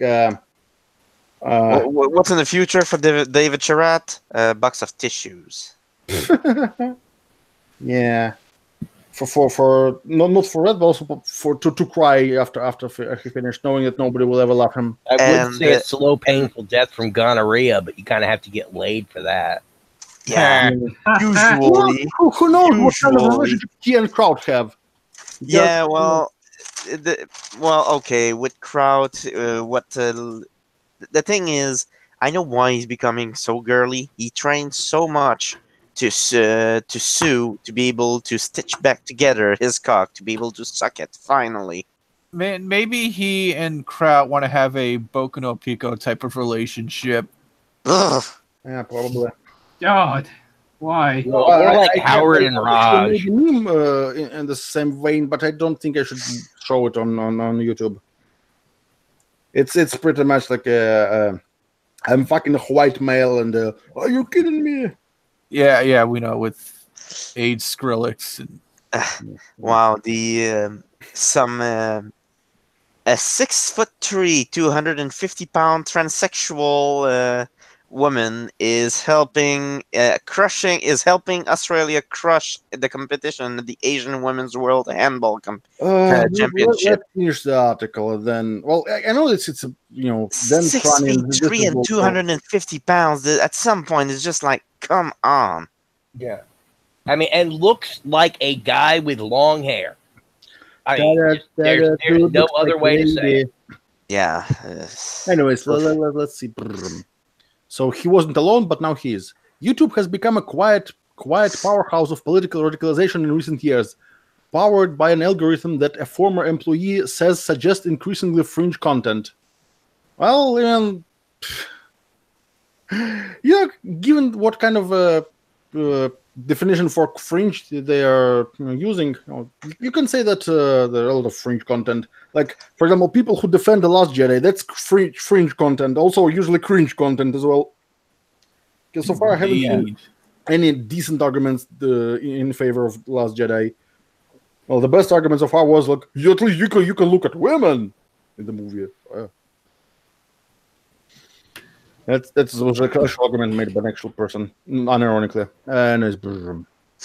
And far right YouTubers have learned to exploit the algorithm, so they make videos on the topic that other people watch, so those videos will be recommended. How nefarious. Mm-hmm. The fiends. And land their videos high in the recommendations or on less extreme videos.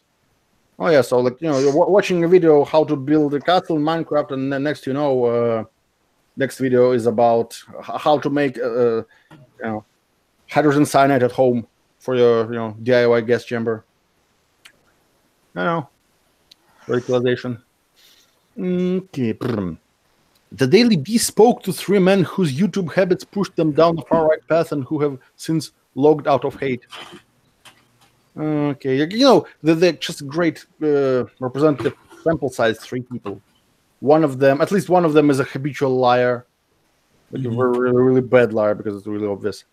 Fringe by design. You know, Daily Beast shouldn't call anyone or anything fringe because they are like, ugh. Well, on you know, the leftist controlled media, it's not a fringe opinion; it's like orthodox opinion. But to anyone who isn't indoctrinated, yeah, it's fringe. YouTube has a massive viewership with nearly 2 billion daily users, many of them young, and most, like, the overwhelming majority of them will never watch like a far right local host denial video. You know what? Because normies watch normie shit. Some stuff like I never clicked on the trending tab because once I clicked it by accident, what the fuck this is trending? This is what people are watching. Fucking hell! And I don't have much hope for humanity. Didn't have much hope for humanity to begin with, but then it's what little I had disappeared. Okay. The site is more popular among teenagers than Facebook and Twitter. Well, maybe because there's something to do on YouTube, and on Facebook you can just get zucked for no reason, literally. On Twitter, you can yell at celebrities and tell Trump that Orangeman bad. A 2018 Pew study found that 85% of US teens used YouTube. Okay, so making by far the most popular online platform for the under 20 set. Facebook and Twitter, not even once. Regulatory higher for extreme content are popular among a respective 51 and 32% of teens. Okay, so launched in 2005, YouTube was quickly. Are they being paid by the word count? Because like it's not as bad as Kraut's video where it takes him half a video to get to the fucking point. Like this video where he defended war crimes. No, it's just that the point was made 2 sentences in, and then the rest is filler. Well, I mean, I don't know why he's. Hell, brevity is the soul of wit, and Kraut is completely soulless. Anyways, former YouTube engineer hired a team design algorithm. People think it's suggesting the most relevant, this thing that is very specialized for you. That's not the case. Yeah, sometimes it suggests some really, really stupid shit that, why? Yeah. Okay. I actually had a Riley Dennis video come up as a suggested video while I was watching videos on how to build your CNC machine with an Arduino. Yeah. By the way, it says, that happens. Watch time. You know what it means? Videos that have accumulated higher watch time, like in total, are more likely to be recommended. Okay, so this is why they could have phrased it more. They're not very good at writing. Other than against the Daily Beast, the only people who work there are those wannabe journalists who are not allowed to work in anything that is even remotely prestigious. So it's like the cream of the crop, basically. Okay, the goal of the algorithm is really to keep you in line the longest. So yes, the algorithm wants you to watch more and more videos. You know what? If the video was bad, the arguments were retarded, and nobody would watch this. So maybe those quote-unquote far-right people with their far-right videos, they would actually make some valid points or make interesting, engaging, or entertaining videos. Well, no, it's because people are completely devoid of agency. They see a video in recommendations and they click it without giving it any thought. Well, maybe they're projecting, they're describing themselves. I would believe it. It's the bestiality. By the way, I want to use this, have a short intermission, play a very, I could say, legendary video. I need to take a leak. It's a video, since we're talking about Sherrat. Yeah, it's this video. Yeah, I'm gonna play it. I'll be right back. Beata Maria, you know I am a righteous man. Of my virtue I am justly proud. Beata Maria, you know I'm so much purer than the common, vulgar, weak, licentious crowd. Then tell me, Maria, why I see her dancing there, why her smoldering eyes still scorch my soul. I feel her, I see her, the sun caught in her raven hair is blazing in me out of all control. Like fire, hellfire, this fire in my skin, this burning desire is turning me to sin. It's not my fault. I'm not to blame. It is the gypsy girl, the witch who set this flame. It's not my fault. If in God's plan, he made the devil so much stronger than a man. Protect me, Maria. Don't let the siren cast her spell. Don't let her fire sear my flesh and bone. Destroy Esmeralda and let her taste the fires of hell, or else let her be mine and mine alone. Hellfire, dark fire, now gypsy, it's your turn. Choose me or your pyre, be mine or you will burn. God have mercy on her. God have mercy on me. But she will be mine, or she will.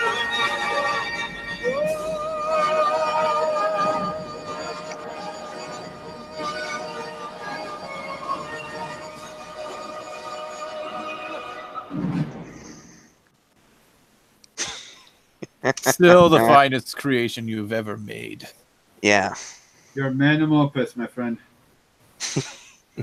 For now, if I ever get the autism, enough autism to do another one, it took me it was really a week of non-stop work to do all this. It took you a week to do that? Yeah. Damn. Dedication. I did all the animation by hand, frame by frame, because basically the autofollow was shit, so I just had to do everything frame by frame, because it was a Disney is 24 frames per second, and they always usually stays at 2 frames at the same time, 2 frames still. So it's just All right, I'm back. Hey, did you miss me? Of course. And yeah, that's even giving us inspiration for other stuff. All right. Yeah, well, this video, by the way, here's a link if you want to check it out. By the way, subscribe to the channel. It's our Ducha.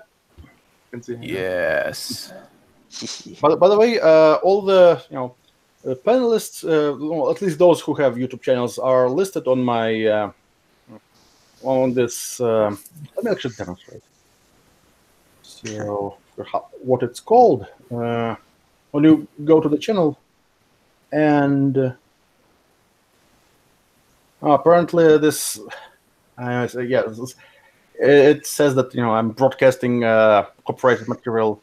Well, it's fair use. The stream will be probably taken down after we're finished, but I'll file a counter notification. That's why I should have probably played it and sped it up. Yeah, this is transformative. Fucking machine, mindless algorithm. Also, okay, let's see. But by the way, it's funny how they pretend that they are enforcing copyright, but if you go the trending, you can see a lot of live streams broadcasting like cartoons 24/7, and those channels aren't they don't belong to the the studios or other companies that hold the copyright. This one parody is, don't you dare.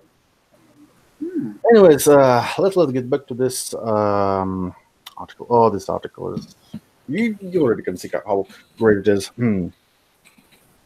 Okay, fixation on watch time can be banal or dangerous, said Becca Lewis, a researcher with a technology research nonprofit Data in Society.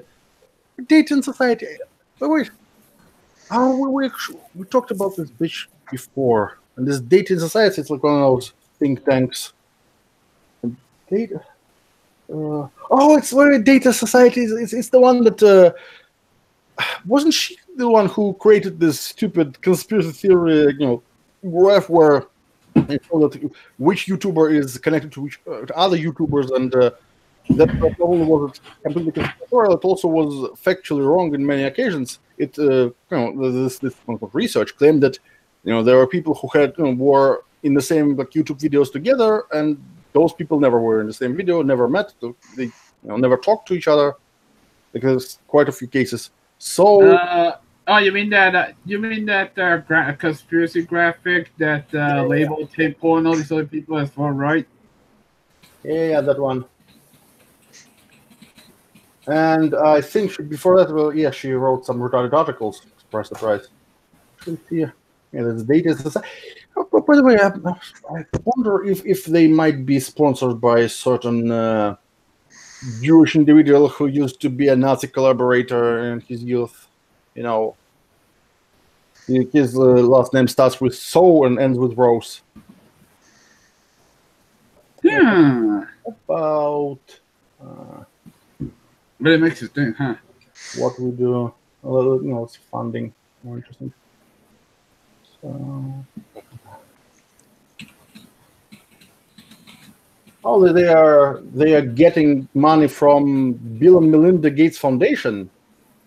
I'm going to sound just like Alex Jones, but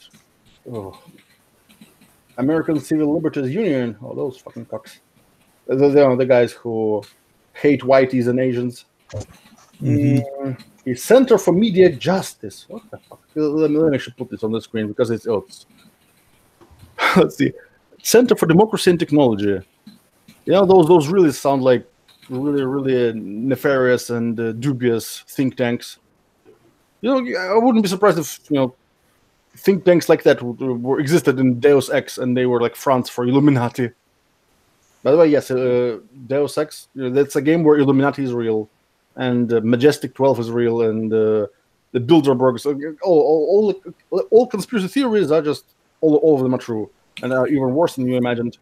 It's like Alex Jones's wet nightmare.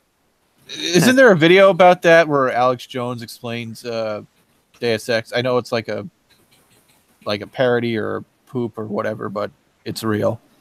I've seen some videos where Deus Ex music was put in the background of one of his videos. Well, yeah, this is the. By the way, the funniest thing is that the game was made. It predicted a lot of stuff. Like it predicted war on terror, predicted meme war, predicted a crap load of things. It was released like 1 year before 9/11, and it's scary how actually accurate the prediction was. So yeah, it's like the most red-pilled game ever. And also, by the way, on Steam, the whole collection of Deus Ex games, like all of them, you can buy for like $10 or something, like 80% discount. So just do it. I mean, it's like 5 or 6 games. Do it. Yeah, and only 3 of them are like really good. The rest are kind of still 3 games for $10. That's pretty good. It's a steal, actually. Yeah, very much so. Also, the first one is by far the best one in my opinion, and it will run on any potato. It came out in 2000, so even if your computer isn't very advanced, you can play it. Also, install GMDX mod. Don't install what's the other one? Oh fuck! The other one was the one was better. The GMDX is the good one. Not only it replaces a lot of models with high polygon ones and replaces textures with high resolution textures, but also fixes a lot of stuff like enemy AI. Enemies are no longer lobotomized idiots or non-math. Actually, use cover during shootouts, and just don't run around shooting at you sometimes, like a beheaded chicken. They actually use tactics and behave more logically. Also, a lot of bugs were fixed. It's kind of if a game is popular enough, community will actually fix bugs that developers can give up on. You mean like Fallout? Yeah, or that's what's the name? Yeah, Skyrim. Yeah, the funniest thing that there were like unofficial patches for Skyrim. Then there was this Skyrim Special Edition, which is has updated engine and some other updates, but a lot of bugs were still present. So you still have for optimal enjoyment, you should still use an unofficial patch. And I mean, come on, they knew about those bugs. Like, I think that they could have even just used that bug fix, and I don't think that whoever made it would object, even though technically it would be copyright infringement, because if you make a patch for the game, it's even though game is not your intellectual property, the patch that you made is yours. Or they could actually contact the authors of this. I'm sure that all of them would agree for Bethesda to use their work. Because the reason they made it not for profit or fame, they made it because they wanted the game to work properly. And if their efforts were integrated into official release, not only would it fix the problem that persuaded them to create a patch, but it also would be a huge ego boost. Like, imagine if this huge corporation actually decided that your fixes were good enough to be included in the official game. You can break about this to friends and even future employers. My fix was included in the official game. Yeah, look at me. Basically, what it is that they don't want to have to pay anybody. But again, and not realizing that the people who made the patches, just give them friggin' credit, as an independent developer or whatever, and they'd be perfectly happy. Yeah. Also, again, these people, they wouldn't ask even for money. I mean, those people who spend hours and hours fixing the game, they are like super fans. They are like the most hardcore audience. Like, they are your fanatics. They would be happier than anyone if you use the FX, and if you put the name in credits for that, and even maybe giving them a shout out. It could also actually, a lot of modders, they don't do it just for shits and giggles or because they really like the game, but this is also, they could use it as like a portfolio. As they someone wants to be work for a game company, make like 3D models. Like, hey, so what have you done before? Oh, well, there's this very popular mod, and the models for the mod, I was the one who made them. Okay, you're hired. Now that's actually, if you make a mod which works well and looks good and people play it, then it's notoriety. You can show, that's what I'm capable of, so you might as well hire me. And if the company actually acknowledges it and put your name in the credit somewhere, it's. What I'm saying is that let's call it.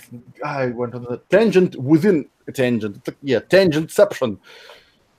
Today I'm the worst offender of divulging away from topic. Anyways, okay, where was this? Yeah, this Becca Lewis, she's retarded. Her methods are shit, and her society is like a think tank sponsored by some nefarious groups. Fucking, I would never ever trust Bill Gates with anything. I mean, this fucker. Ugh.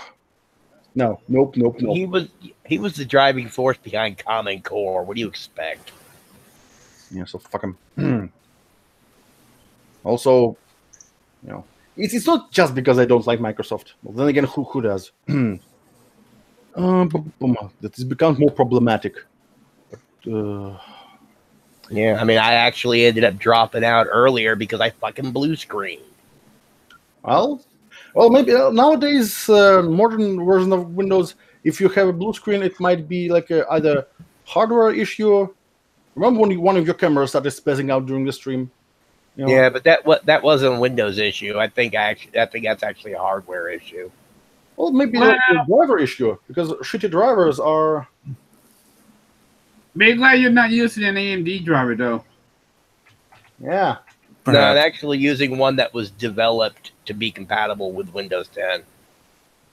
Well, the thing is, just because it's developed to be compatible doesn't mean it is compatible. But again, let's not go there. Let's not go there. I realized really fast that YouTube's recommendation was putting people into filter bubbles. Well, yeah, if you wait. First, they said that recommendations don't show you related content; they show you content which you would watch for a long time. So, but now they're saying that this content puts people in the bubble. So now this recommendation actually is topical and works about similarity, not or other metrics. Make up your fucking mind, you fucking idiots. There was no way out. Just close YouTube. If it recommends you things that you don't want to watch, nobody forces you to watch. Also, you can click next to the video name. There's like 3 dots. Click on this. Will be a menu. So, not interested. Why? Because this channel is shit. Or that would require somebody to have personal responsibility. Oh yeah, sorry. Didn't think about that. It's SJWs. If a person was into flat Earth conspiracies, it was bad for watch time to recommend anti-flat Earth videos. Well, sometimes you quite a lot of times you can see especially like SJWs really love to complain. Oh yeah, I'm watching social justice videos, and there's like Carl Benjamin or Thunderfoot popping up. Yeah, it was before both of these gentlemen went kind of half SJW. And I sometimes get recommended some SJW bullshit. I just click not interested, and once you blacklist the channel like that, it will never be in your recommendations ever. Just a couple of clicks and you're done.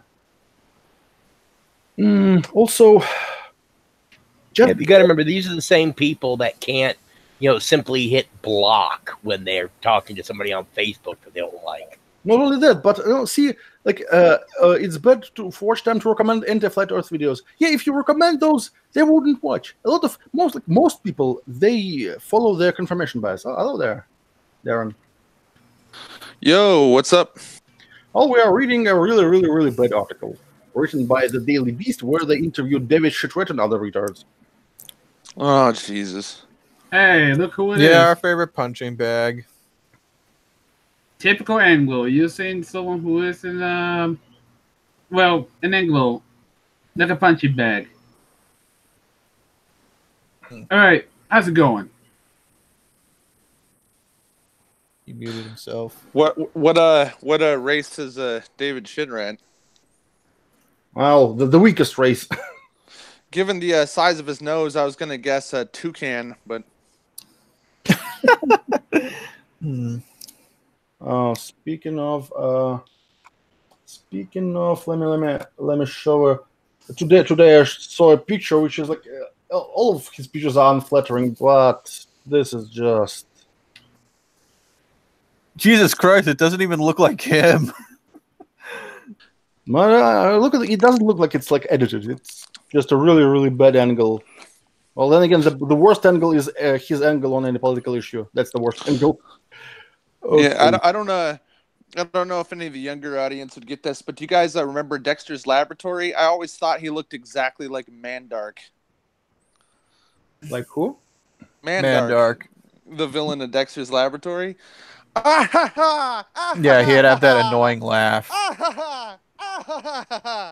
And wasn't he hot for Dexter's sister? Yep. I didn't watch. I know what it's about. It's like his sister's annoying and he's an like evil genius something. Yeah, kind of like it's another one of those Gennady Tartakovsky. I never say his name right. Cartoons. One of his originals. You never knew, you fuck up. You know we do. Yeah. It's basically It was basically Cartoon Network's Jimmy Neutron before Jimmy Neutron and actually good.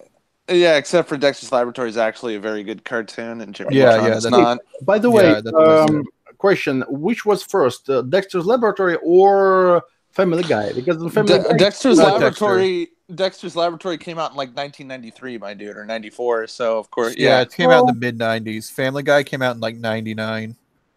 So another thing that Family Guy culturally appropriated from another source.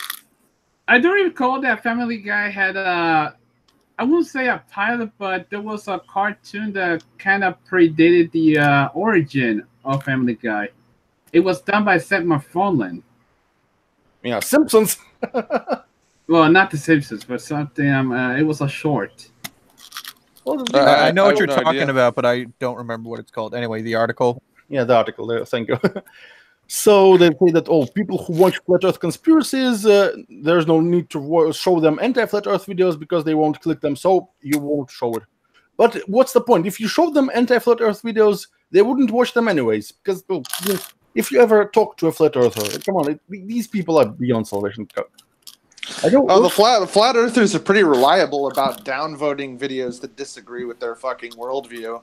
There's a lot of really hilarious anti-flat Earth videos that are really good that have like 1,000 dislikes on them and shit because those fuckers show up to talk shit. But didn't Armored Skeptic take on a flat earther once? Yeah, he did. Well, there are people who do it much better. Like, for example, Cool Hard Logic. Check him out. He's a good technique. I actually regret the fact that I know someone who is unironically a flat earther. Like, he believes every single fucking conspiracy theory on the fucking book. That's sad, but yeah, Wow. Cool Hard Logic is great because he coined the term flatard. I should call him a flathead next time I see him. Flatard, I mean, it's kind of cringe. I mean, it's just making a portmanteau of another word, and retard is kind of. He is. What are you going soft on me, Gleb? No, I'm saying that Cool Hard Logic is much better with words. So if we're gonna praise him for being a wordsmith, I would pick something different because I would have said Cool Hard Logic's talent was the math. He's very blunt and mean, honestly.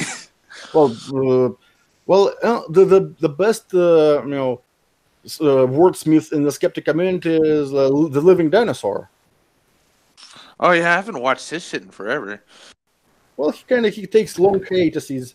Well, then again, he's an actual scientist and also I think he has like his own business he didn't go into detail, but he kind of has a company that does some something related to biology, like genetics. So I don't think he has enough time for YouTube, especially since he has 2 children, I think. Well, he has children. And then our other favorite skeptic, David Shitrad. Yeah, that's what we're talking about. Oh yeah, so okay, let's go back to the article. Well, the part about Sherrautism, it's over already, but the stupidity hasn't been extinguished yet. Lewis and other researchers. This is where they should have put quotes, not about around the word men's rights. Now here, researchers have noted that recommended videos often tend towards the fringes. Writing for the New York Times. Sometimes you can. Oh yeah, fringes. Yeah, I remember getting the Young Turks in my recommendations. I remember when the Young Turks occasionally made sense. I was watching them back in 2014. Yeah, that was 2014's the year when they went full retard after the fucking Sam Harris on Bill Maher. Yeah, that was right when they first started really fucking up, but it wasn't until just before the presidential election when people were declaring in 2015 where it was just Jesus, they just went full retard. Oh, by the way, speaking of full retard, writing for the New York Times and into the trash it goes. Sociologist into the trash it goes again. Zeynep Tufekci.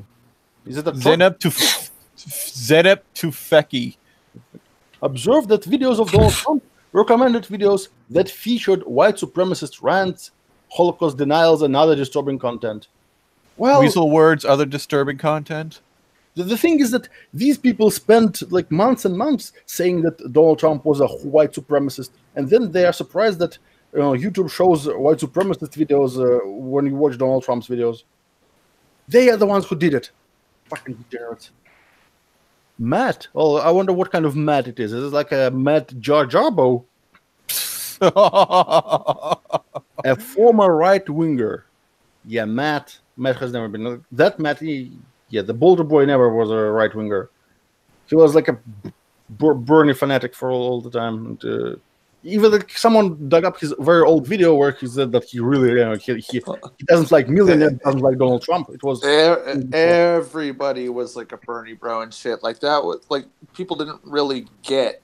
Like even I thought Bernie sounded great, but I didn't really understand like the consequences of his relatively far left socialist policies. Like everybody was trying to explain that, like, oh, Bernie's kind of like a center leftist. No, the fuck he's not. But I did not know very much about economics in 2016. I've learned a lot in 2 years, and no, he was fucking crazy.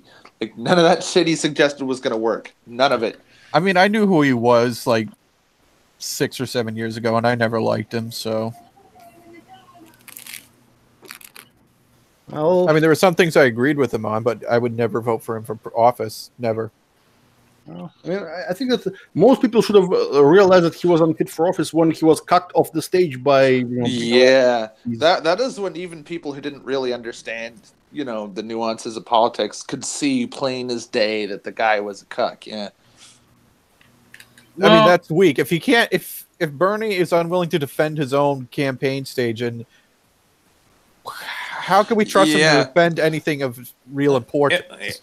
And if that had happened like several months before or something, when BLM still kind of had some credibility, but BLM's mainstream appeal had fallen off by then because they had lied so many times, and their leaders had been outed as Islamic extremists and other kinds of violent, pro-violence bullshitter artists and shit. And like BLM had very little public credibility by the time Bernie let them do that. So that was very unacceptable. Honestly, if it was Bernie Sanders would have just told those two fat hood rats to get the fuck out of my stage. But no. Like the spineless coward that he is. All he had to do is be a Donald Trump. Like, I appreciate what you're doing. I like, I'm all about equality, and I do care about your concerns, but you have to go. You can't attack the stage. You have to leave. We'll talk some other time. That's all you had to do. Give me your shekels, Goyim.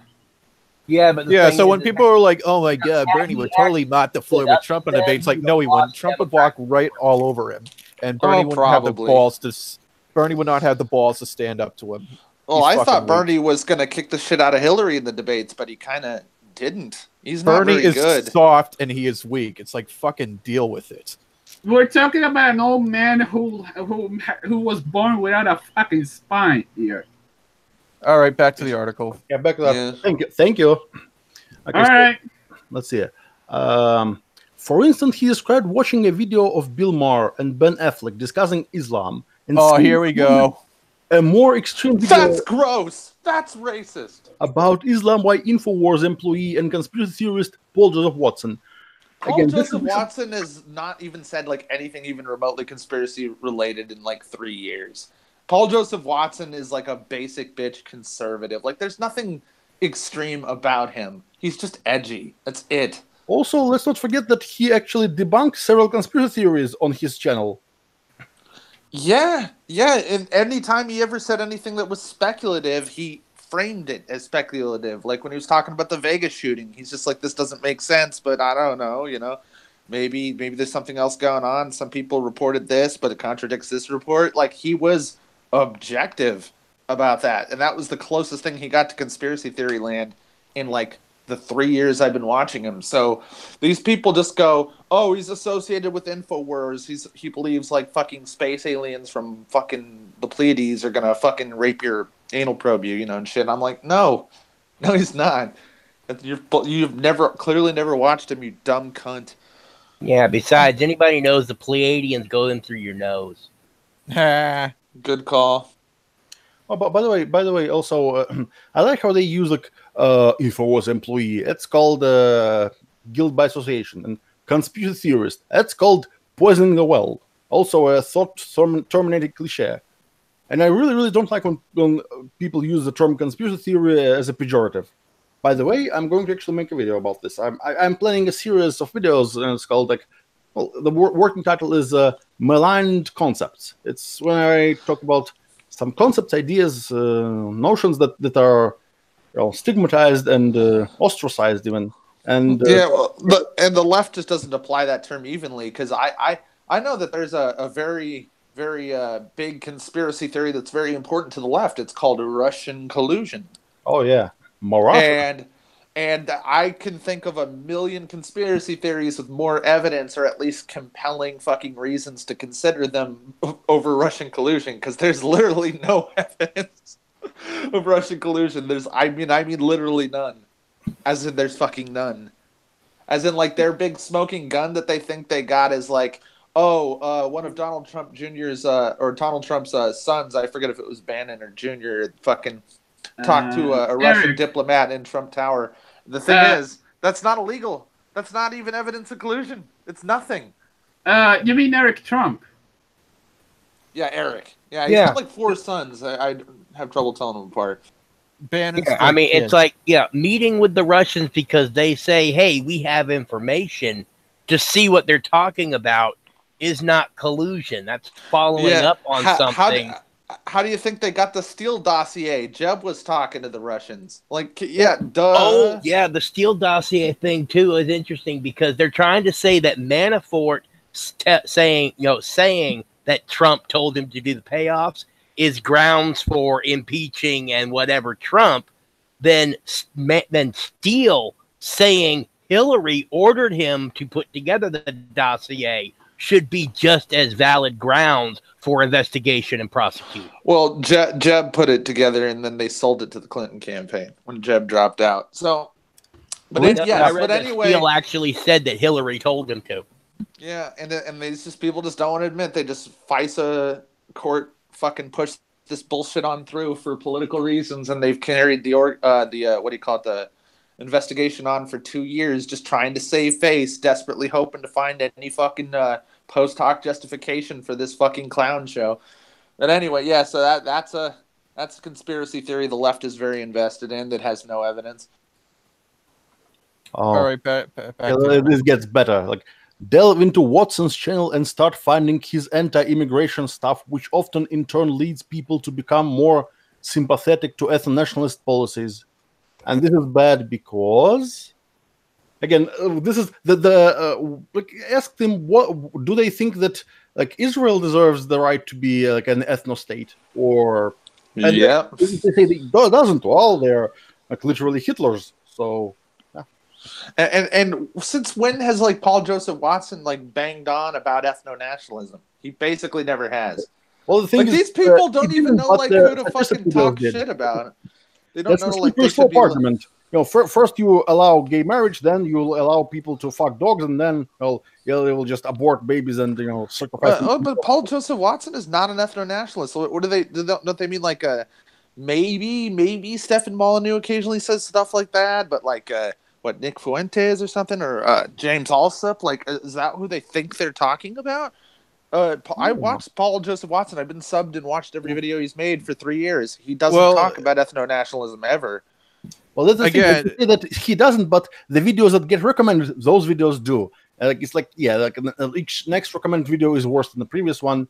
The thing that they didn't actually show any evidence, say that, well, someone got those videos recommended. It's not a data point. It's just saying that, it's called a fucking algorithm. Like, who? That's just like you said. It's a slippery slope of pure bullshit. Yeah. This sort of indirectly sent me down a path to moving way more to the right politically, as it led me to discover other people with similar far-right views. Like, what far-right views? Like, sympathetic to ethno-nationalist policies. Strong border protection is far right. Yeah, no border, no wall, no USA at all. No borders is the extreme far left, so... Now 20, Matt has since exited the ideology and built an anonymous internet presence. So he made a account. It's not anonymous internet presence. Don't let it sound posher than it actually is. All right, so they're not talking about Matt Jarbo.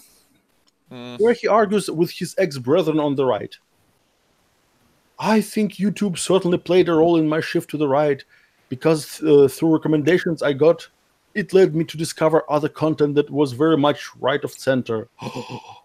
Oh, God. Very much right of center. Oh, my God. How fucking horrifying. And it's only got progressively worse over time, leading me to discover more sinister content. I know. First, I you watch mean- Call of Duty videos, and then suddenly, I mean, I can't always judge these people for their alarmism and shit because I consider the entire left to be something very extreme and to be afraid of. I mean, they literally just shut down the government because they say, like, oh, we refuse to protect our own national border. I'm like, okay. I mean, you could probably Why? find a similar path down to the far left on YouTube. I mean, you could start off. You could start off watching fucking Kyle Kalinske, then go to David Pacman, then soon enough maybe you'll start watching The Progressive Voice, and then fucking Jason Unruh, fucking Malice Rebel News. Yeah, I mean, and it doesn't take long to get from Kyle Kalinske, who sometimes makes sense, to David Pacman, who lies constantly, to the Progressive Voice, who's a total fucking psychopath and probably a serial killer. You know, like fucking yeah. But I'm generally pretty extremist about the left, but that's why. Like the basic bitch mainline left is like, we're not going to protect the border of our country, and we want illegals to just rush in, and we want to make sanctuary cities, and then we want to give them the right to vote, all without them being citizens. And I'm like going, none of that is okay. Like none of that is even close to fucking acceptable. Who the fuck thinks this is acceptable? What the fuck? Yeah. So I'm pretty alarmist on my channel. Oh, this is good. Yeah.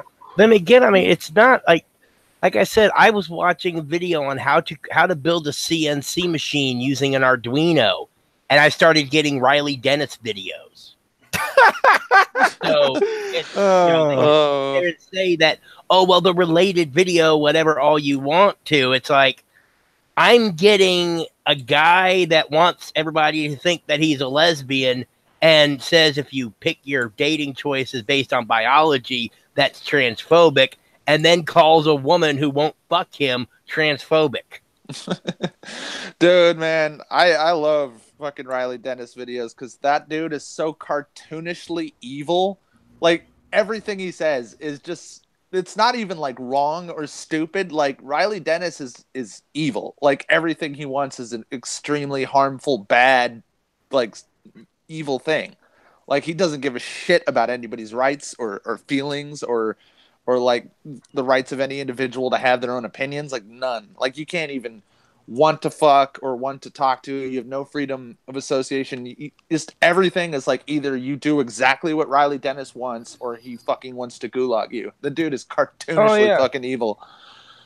That's the thing. A lot of SJWs have personality disorders or some mental conditions because it's so obvious. Like it's all those symptoms. Yeah, and to me, it's not the fact that he's like a cross-dressing tranny. It's like, look at his fucking eyes. He's got fucking Jeffrey Dahmer eyes.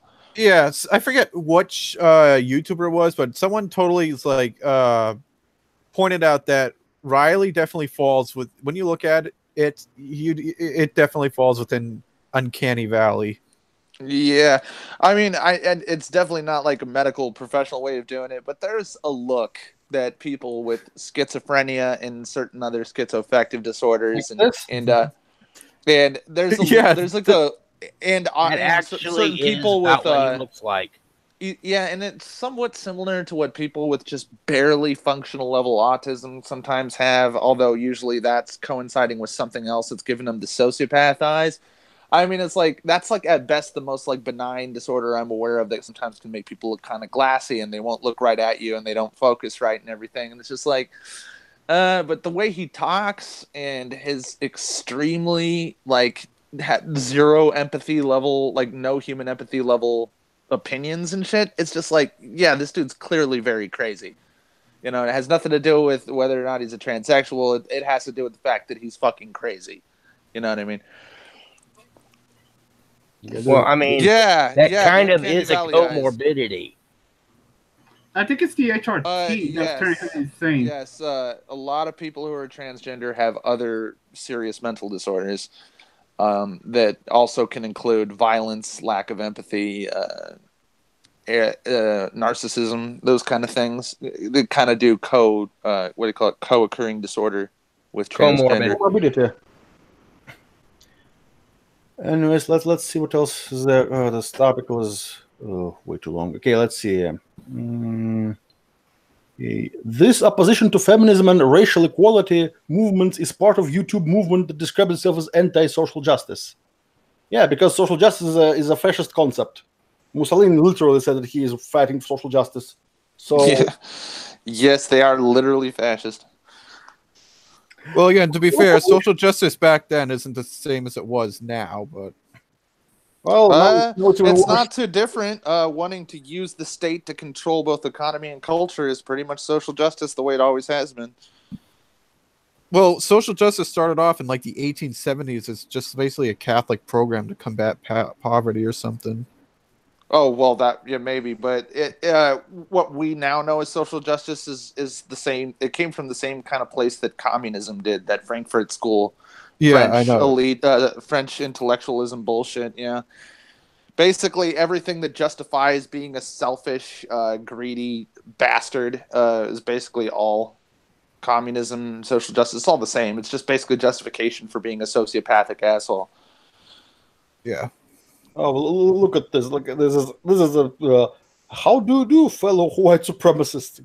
I think the anti-SJW stuff appeals to young white guys who feel like they're losing their status, for lack of a better term. Andrew, a former white supremacist. That's putting it lightly, and that's true. That's why, like, most people first are introduced to it. It's like, hey, I've noticed that everybody's being exceedingly racist and hateful toward me for no fucking reason other than the color of my skin and my genitalia. I wonder why that is. And then you look into it. Actually, I have a meme for that somewhere. I have found it. So, I have memes for every situation.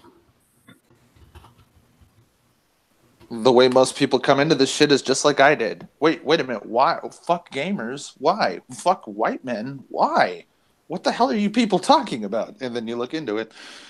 Well, according to the article, Sherrat, he was watching Call of Duty videos, and suddenly he was watching, localhost denialism and Nazi recruitment. I didn't know that Johnny Test was the savior of the white race. Holy shit. Oh, the old school reference. I smell a spinoff. Johnny, I smell a spinoff. Like, damn. Instead of Johnny Test, it's Johnny Trump, and instead of Haji, it's like a G Pie or something. Oh yeah, I mean, let's be honest here. Johnny has the blue eyes, blonde hair. He has a dog who talks. His sisters are genetic engineers. They're scientists, and they are more than capable of building the next Auschwitz. Imagine that, and really running the cannon. Oh, I'm actually retarded. That's why nobody got the joke. It's not Johnny Test. It's Johnny Quest is the guy with the blonde hair and shit. Johnny Test is actually brown hair. No, Johnny Quest from like the 90s and 80s, like that old Hanna-Barbera cartoon is what I was trying to... That's a old boomer reference. My bad. Well, anyways, doesn't matter. Oh, so this is Andrew. Andrew, who also asked to withhold his last name. Well, maybe because you invented him. Is it Andrew Anglin? Wait, Andrew, Andy.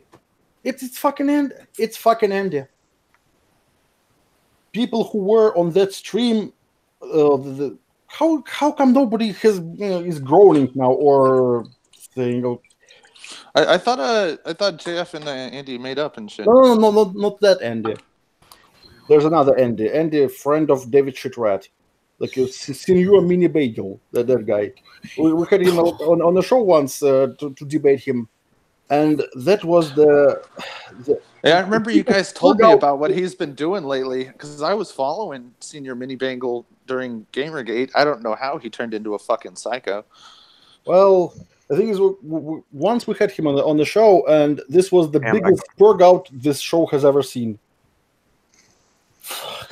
Yeah, I trust you guys when you explained that to me the first time I was on the stream. I was like, what the fuck did he do? My subconscious kind of blocked most of this because it was too bad. But he defended North Korea. What? The best phrase he said was, it's not a concentration camp because nobody died. Is he out of his but mind? People do die. We've even seen the people dying with our own eyes. No, Whenever somebody tries to defect across the demilitarized zone, they shoot them. No, this was around when I said that FDR literally put people in concentration camps. Even the Wikipedia page says that Order 9066. It was internment camps and concentration camps are the same thing. Because those weren't concentration camps because nobody died.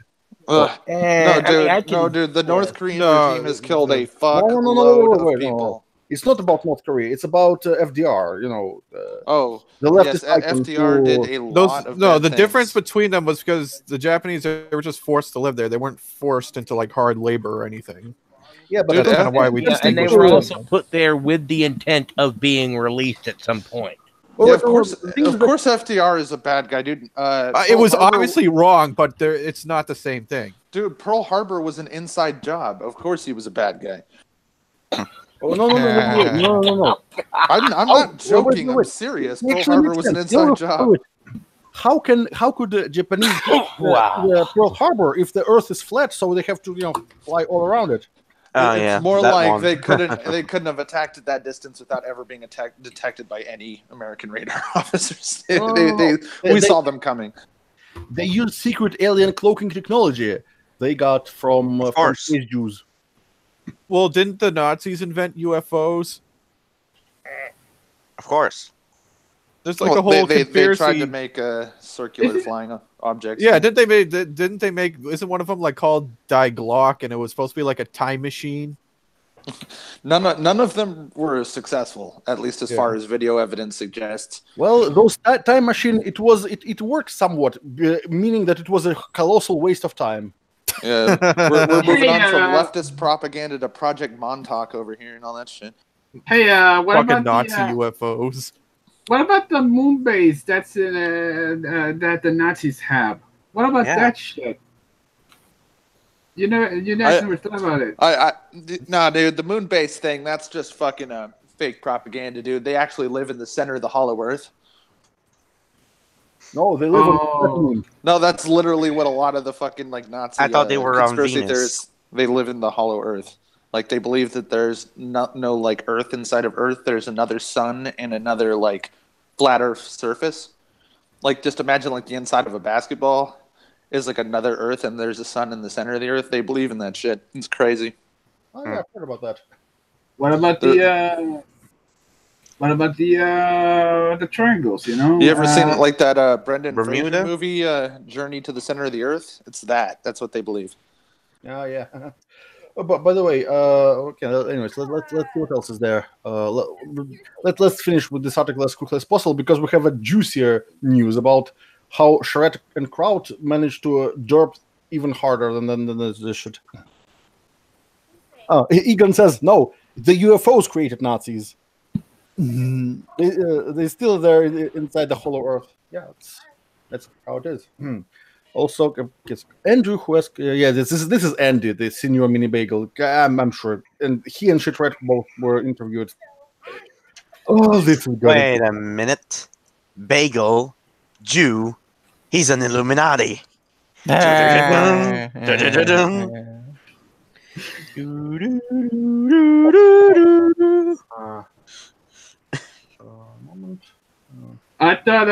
thought bagels were basically eatable honor holes that the Jews used to as actual toys. No, because the original bagels are way different. Real bagels are different than the ones you eat. Well, the one you eat on a regular basis. Who would win, Illuminati or Jew World Order? It depends. Who has the most gas? Well, Andy has the most gas because he has been brain farting. Well, he still has a lot of gas from his brain farts on that stream. Oh, don't make me recall all the horrors. So am I glad I wasn't there for that? Because I think that was shortly before I started becoming a regular. Yeah, this was the biggest show in the history of this live stream. Too bad that maybe I still have that particular file on my hard drive. I didn't delete it. Oh God! Hey, yeah, count yourself lucky. My introduction to the stream was Project 50. And what is it with some of these like smaller time, middle time skeptics always repeatedly doing really dumb, horrible, autistic shit? Like, remember how like Short Fat Otaku almost kind of got popular because he was like hanging like a Sargon hanger on, and then you find out all the stupid bullshit he's been doing in his gay ops, and you just go like, oh, fuck that guy. Oh, so many of them just really burned all the trust and reputation they had with the community. It's like, just how about don't do, again, like actual collusion and shit behind the scenes to try to fuck over people and lie about people. Don't do that. Well, we'll talk about that. Let's finish. Okay. Where the fun is? Where would be the fun? Yeah. Okay. Let's finish this. These days, he blogs about topics the far right views as anathema: racial justice, gender equality, and one of his personal passions, the furry community. Oh my God. Fucking furry. This is why we need the alt furry. Yeah, this is why we need alt furry. So, no, it's more like we're against social justice warriors and child abusers. That's not the same as being against like all furries, although technically probably all furries. And then what did he say? Gender equality? Since when was the right against gender equality? They might be against abortion because, there's a lot of reason to believe that that's kind of like murder, It's not exactly a far extreme thing to think. Yeah. I've never been against gender equality. I'm against female supremacy, which is what they're going for. Yeah. Check this out. It's like this meme was found in the wild, like furries, SJW furries. So look at the only human there. Look at this face, dropping as protest. You should see Antifa furries. Holy fucking shit! Enough. And Nazi furries. Most of the time, just do everything cringy. A lot of the time at any leftist protest, people, it's like, oh yeah, but people are mad. No, it's not that they look mad. They look like they don't want to be there. Yeah, they look like their mother hauled them here and told them, you need to stay for 2 hours until you go back home. Well, a lot, and I do mean a lot of leftist protesters are paid actors that are bussed in. Be a good boy and I'll buy you some That's candy. what Rosie O'Donnell said about pretty much everyone at Trump's rallies are all paid actors. And even I don't know. Maybe they are, because paid fucking protesters. Well, and paid if they're paid actors, I'm common. sorry, but I was like, oh yeah, they are paid actors. Trump can pay more paid actors than Hillary. Just saying. Yeah, I was gonna say Hillary must have really cheaped out because she can barely do like 200 people. Well, she spent most of the money on liquor, so. By the way, speaking of hired protesters, remember a couple of years ago, like there was this in New York. She put all her money on cup syrup. Shut up. Let me finish. Yeah, I'll quote this great debate between Red Pill Black and Blair White. Let me finish. Wait, guys. I'm gonna let you finish. Don't worry. Yeah. Anyways, so a couple of years ago, there was like a gay pride event in New York. So Orthodox Jews decided to protest, but they didn't want to get exposed to degeneracy. So they hired Mexicans to dress up as rabbis and protest. that is true. And the thing is, like, the things they believe that they can't do on the Sabbath, it's hilarious. I've been to these stores, right, where like certain Orthodox Jews believe you can't even do things like ride in an elevator, operate a telephone, do anything computer. You can't use a TV remote.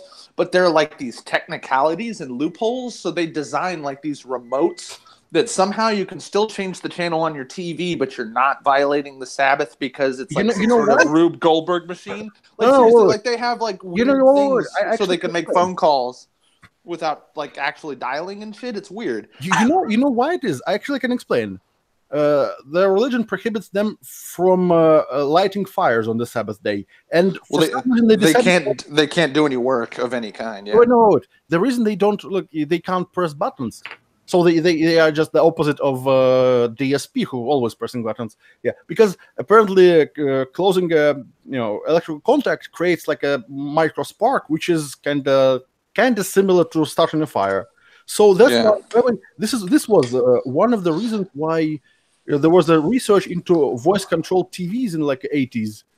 Because what did Jews do in winter? Did they just froze to death during the Sabbath? Who knows? No, they lived in the fire desert on Saturday and kept it going. Yeah, but the point is that they are known for doing things in a really stupid and circuitous fashion. And so yeah, of course they would hire Mexicans and put them in wigs and shit. Yeah, but look at this dude. He's fucking having the time of his life. Look, imagine he was being paid to dress up, just do nothing, just stand there. Dream job. That fucking hat. Yeah. Oh yeah. By the way, speaking of Jews, in Quebec, I don't know if they have I almost said a franchise, a part of them in the rest of Canada, but not too far from where my grandparents lived, there was a Jewish cult, and they almost got arrested. They fled to somewhere else in Canada, then they fled to Mexico, where they have been arrested by the FBI and the Mexican police, and now they're being repatriated here. Just saying, Canada is still yeeting the Jews while Germany has stopped. That's funny. Anyway, okay, let's get back to this degeneracy, because we ended up on him being like being a fucking furry. You know, already he had enough degeneracy in his character, but he is even a furry in his public life. But an interest in video games and online culture was a constant over his past decade of ideological evolution. When Andrew was 20, he said he became sympathetic to white nationalism after ingesting the movement's talking points on an unrelated forum. Maybe it's different, Andrew. But I don't know what's unrelated. There is a reason why a lot of people went to the alt-right after Gamergate and shit, because they're like, well, holy shit, if these people are just going to be total assholes to me, why wouldn't I be assholes back? Like, wouldn't I also be uncharitable and call them, subhuman and shit? Because they are. Anyway, so gaming culture. Again, this is the article is at Attack on Gamers again. Like, did they listen to Sargon and thought that starting Gamergate number 2 was a good idea too? It looks like they are trying to start Gamergate again. Fucking hell. Gaming culture on YouTube turned him further down the far right path. Yeah, you know how it starts. First you watch Minecraft videos, then discover PewDiePie, then JonTron, and then you just start tattoo a swastika on your forehead, and just start zig-heiling, spontaneously. In 2014, the amount of people who call JonTron racist to this day is still just ridiculous. It's sad. Oh, geez, they're talking about Gamergate. Well, Aryan is his middle name, so... Launched Gamergate, a harassment campaign against people they viewed as trying to advance feminist social justice. Yeah, bullshit. Oh, okay. It manufactured a threat to something people put an inordinate amount of value on, Andrew said. SJWs were never a threat to video games. The fuck? Is somebody watching the stream on the video right now? Huh? Get some audio feedback here. I'm not watching anything. Well, I think I know. It's like it's our fascist dictator is watching something. Macho, what you got on your TV there? So what? I think there's some sound coming from your microphones. I'm laying on TV. Fuck's sake! I need to buy a better headset. Sorry. See, just mute this. Don't watch the stream. Just be on the stream. Yeah. It's always him. Yeah, I knew who it was because it's always you. Anyways, sorry. But if people could be made to believe they were, then they were set up to further wider claims about these new enemies of the left. On the left, what the fuck? Fuck's sake! I'm just sorry. I was watching about another derp from Bethesda. Oh jeez, it's like the non-stop derp. Oh no, but this one it's about which one? Where the fuck is it? Oh yeah, here. Because they had the Fallout 76 Nuka Dark Rum, and it's that's quite something. Well, let's see. Later. Let's stick to the topic for once. I bet you it's disgusting. Okay, so if this is the same Andy I'm thinking about, that's he's even more retarded than I thought, but who knows? Maybe it's another retard. The false idea that social justice causes some sort of nefarious ulterior motive, that they are distorting the truth somehow. Yeah, because SJWs they are they didn't do nothing. They never lie. They are the paladin of truth. They don't have any ulterior motives. They're not nefarious, and they don't distort the truth ever. Try that. 100% of what they do. All they do is lie. They never tell the truth, and their ulterior motive is always to subvert and destroy whatever community they enter. What was it? Somehow this man in this article managed to make a sentence which is 100% wrong. When a social justice warrior makes a Star Wars movie, you get The Last Jedi. It's not just social justice warrior-y, it's a deliberate act of sabotage that aims to destroy everything the franchise is. Like shit like that. Okay, I don't even want to finish this because this is going even more retarded with every paragraph. Enough of this. It looks really long too. Let's talk about different kind of retardation. This time, God, what is next?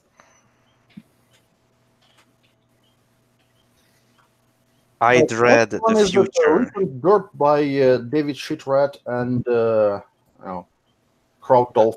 Kraut, fuck's sake. No, he really made me angry. Like join us next week on the Ultra Degeneracy Stream 3. Yeah. No, this time it's the first time a YouTuber made me Adolf Hitler rant angry. Oh, yeah, David Shitrat is a total piece of shit who just aims to fucking destroy and bully and harass and abuse the DMCA criminally. He's just a bad person. And now it's mostly Kraut right now. There's just like, you're gonna lie with something that's so blatantly verifiable. Yep. This is what these kind of spurgs do. The worst thing is they act like no one would ever think to check. That's the worst. They don't know they're doing anything wrong. Listen and believe. Perhaps. Because one of the reasons why it's fair to call these people sociopaths is like Kraut doesn't understand that what he's doing is wrong. Actually, maybe Sherrat does. The Discord he used to he modified the screenshot of, he flagged it to cover his track.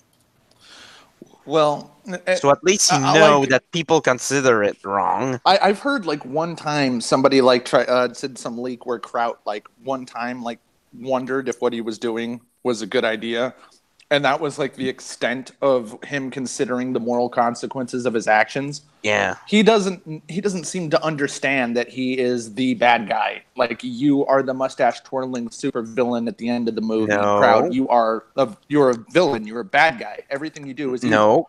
Kraut is the second coming of Hitler. He's that autistic. As I said it before, Kraut is the second coming of Hitler. Because Kraut isn't even ideologically driven. He pretends to be ideologically driven. He's purely selfish. All of this has to do with his wounded ego. This is all about Kraut. This isn't about leftist. He never politics and shit with him. It's all about him. He's not arrogant. He never let it go of his hate. Yeah, he's a Sith Lord, basically. You. Okay, so come on, Kraut, strike David Sherrat down and take your place by my side. He did it. Give in to your spurgery. It makes you stronger. What was it? I'd say by his real name, Joseph Lancaster. He did the same thing as those very same name of plane did to Berlin in the Second World War. Just look, isn't it like a lot of the people that Kraut targets aren't alt-right at all, but he always tries to refer to them as alt-right just to justify his actions? Yeah, That's how selfish he is. That's the thing. A lot of There is Black Pigeon who's just a fucking moron. Yeah, Black Pigeon is just kind of derpy. Also, okay, I found several screenshots about this topic, but okay, so let's. Well, you've all There heard. was from Kraut's video about he was saying he was trying to debunk Black Pigeon and Let's not talk about that. Let's talk about the recent degeneracy. Yeah. Okay, let me get back to this. Okay, so you know Sargon situation. He was booted off Patreon because someone snitched on him for his white nigger remark, and there's the massive shit show because of that. But the thing is that Kraut came out with this accusation saying that it's none other than Ethan Ralph who snitched on Sargon. I don't think it was any big personality. It was probably fans of the Ralph Retort that did that, or fans of Mr. Medicare. Wait. It gets better. He showed screenshots from Ralph Discord. By the way, even if those screenshots were legit, it wouldn't actually implicate Ralph himself. But the worst part is that the screenshots were not even legitimate. They were doctored, and he got caught. And the funniest part is that... Okay, so... oh, man.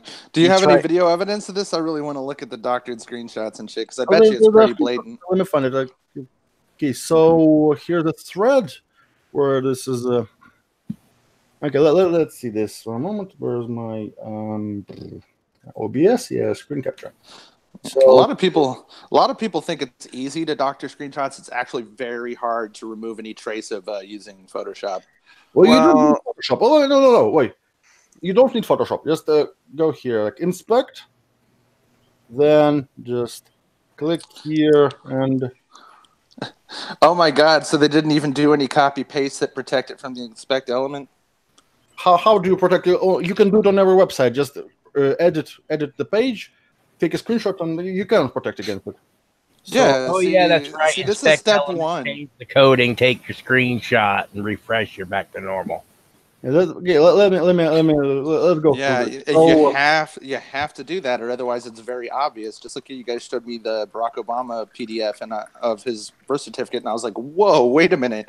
Like nobody caught this? That this is obviously fake? What the fuck?" Yeah, we got to remember the people that pulled that though. They assume that nobody's going to check it because they're right.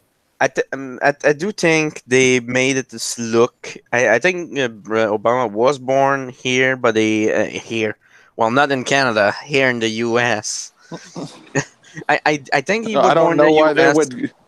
Why would they doctor it? Because it fuels the conspiracy theorists and it gives them more power. Yeah, I agree with that too. Why did his wife say that he was born in Kenya long before he was running for president? Yeah. He actually did say his hometown. Yeah. Not to mention that from Kenya was uncovered because his half brother, like the good Obama, found it and posted it online. So yeah, yeah. But anyway, I don't mean to go back over old news because we got a new propaganda piece here. Yeah, let's get again. So the thing is that Ralph and his buddies were collecting information about the page been containing instances of Sargon saying stupid shit. And apparently, Joseph Lancaster, aka Kraut, I called him Lügenkraut, which translates as lying herb, because he's so retarded he might as well be a vegetable. Yeah. So, and his dick got cut off as often as lawn. Anyway. Anyways, by the way, what's a fucking paste bin? Pastebin is a site where you can, like, literally paste just and save it. You can just anonymously dump documents and people can download them. Like, you could pastebin all kinds of shit. Like, I've actually pastebinded friends' games like one file at a time before, so they could just have the game for free without actually, because they couldn't like download more than a little bit at a time. No. Pastebin is for text only. It's your. Oh, I was thinking of Dropbox. Dropbox is like the pastebin for other shit, but yeah, pastebins are just for documents. Anyway, so the thing is, Lügenkraut saying that apparently this, this collected, document, this was the reason why Sargon was booted off, and apparently this is a screenshot from the Ralph's Discord server, and this is the doctor screenshot. The first comment says, "LOL, my pastebin fucking worked. Ha ha ha ha. Get fucked, Sargon." And, I don't really think, even though I highly suspect that Ralph Retort fans or something had something to do with it, I don't think that there were probably Ralph himself or Medicare himself or any of those people. I don't think any of them were involved. And if they discussed it, they were not stupid enough to do that on Discord. They know, like, you can't talk about that kind of shit on Discord anymore. They would have gone to some forum. This is the real screenshot. And the real comment said, haha, Ralph keeps going back to Sargon's removed Patreon. Good stuff. So it's completely different. They literally just, edited the screenshot. And they got it clear. Because people who were in the same server, they knew that that's not what it said. So guess what? After this happened, someone, I wonder who, snitched on the server to Discord. Discord shut down the server. So all the evidence is gone. And you cannot prove that the screenshot was doctored. But actually, you can. You know why? You can do it because David Shitrat is a complete fucking moron who accidentally debunked this by showing the actual screenshot in his video, unedited. Oh my God, is he that stupid? Really? Oh shit! Oh damn! There is butt buddies from Shitrat's video. And it shows the real comment. Haha, Ralph keeps going back to Sargon's removed Patreon. Good stuff. Yeah, see, that's real. Fuck. Wow. Good job, that's Mandark. insane. Good job. That's fucking insane. Wait to shoot yourself in the fucking foot, dude. Jesus. Idiot. There is like, at that point, it would be like, well, since they're butt buddies, it's basically, while they were having sex, there's like one pissed in the other's ass and the other just had diarrhea all over the other one. Yeah. What made you even go there, dude? Butt buddies. That's it. Moving on. Yeah, dude, clear your browser history. Do yourself a favor. Yeah, no, I should clear my brain history. That would probably help more. I was just thinking that, yeah, Kraut and Mandark here are fucking peas in a pod for sure, but I was not thinking about like that kind of connection. Well, I brought up the Boku no Pico thing earlier, so... No, you weren't thinking about the PP in the bomb. Does he laugh like Mandark, though? This is another screenshot from the video by David Shitrat, where you can see the unedited comment. How do you fuck this up so badly? Oh. And yeah, Sargon is involved. There's a lot of really bad... She-Rat and the Masters of Autism. I have the power. Sherrat, he puts the rat in Sherrat. Because he's a fucking rat. He has the spurg. A-U-T. I have the re. I have the re. Don't be scared of me, because I will dox you. You know, what I found really hilarious is just when you think the guy just couldn't go get himself even deeper, you guys show me the complete opposite. This guy is literally falling through a cliff right now. Oh, that's what I think every time you make a joke, dude. Is that not even that? They tried to double. Oh, wait a minute. Oh, you were saying something? Sorry, that was a little bit of band. Let's see. Kraut, basically what he did, He jumped off a cliff while shooting himself in the foot. Accidentally tied a noose around his neck. What else could he have done? Swallowed cyanide. I'm pretty sure I saw that live leak video of the guy who did it, and he set himself on fire on the end. It was pretty awesome. Like somebody really did like try to commit suicide every possible way at once. He even like drank gasoline. It was intense. Jesus fuck. Yeah. That's fucking mad. Let's not go there. We're a family friendly channel. That's a true mad lad. Yeah, so family friendly. Even though we talk about drugs half the time. Well, just stay off live leak, everybody. It's a bad place. Degeneracy, so we have to be fucked up. Yeah, this is a Christian server, everybody. Yeah. Anyways, you know, they try to double down. They fake the screenshot again. But the problem is that this time they didn't spell it the same way, so they misspelled paste bin. In their old fake screenshot it says paste bin. In the new fake screenshot it says paste bin. That's how you know it was Kraut, because the dude's like got what do you call it? That I don't know why I can't remember what it's called. Dyslexia. He's got like dyslexia or something. He can't read. Yeah, just thought of that. What kind of proof would there be on a fucking paste bin?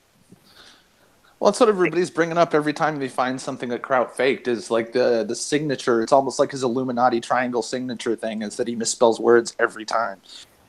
Oh yeah, like but this time I think it was just just a typo. I think it probably was this radio brain. Yeah, but well, who knows? Well, feminists do often say that men think with their dick, and Kraut's dick is pretty split it off. So maybe there's a problem. Oh shit! You know got what? some split synapses in his brain too, probably.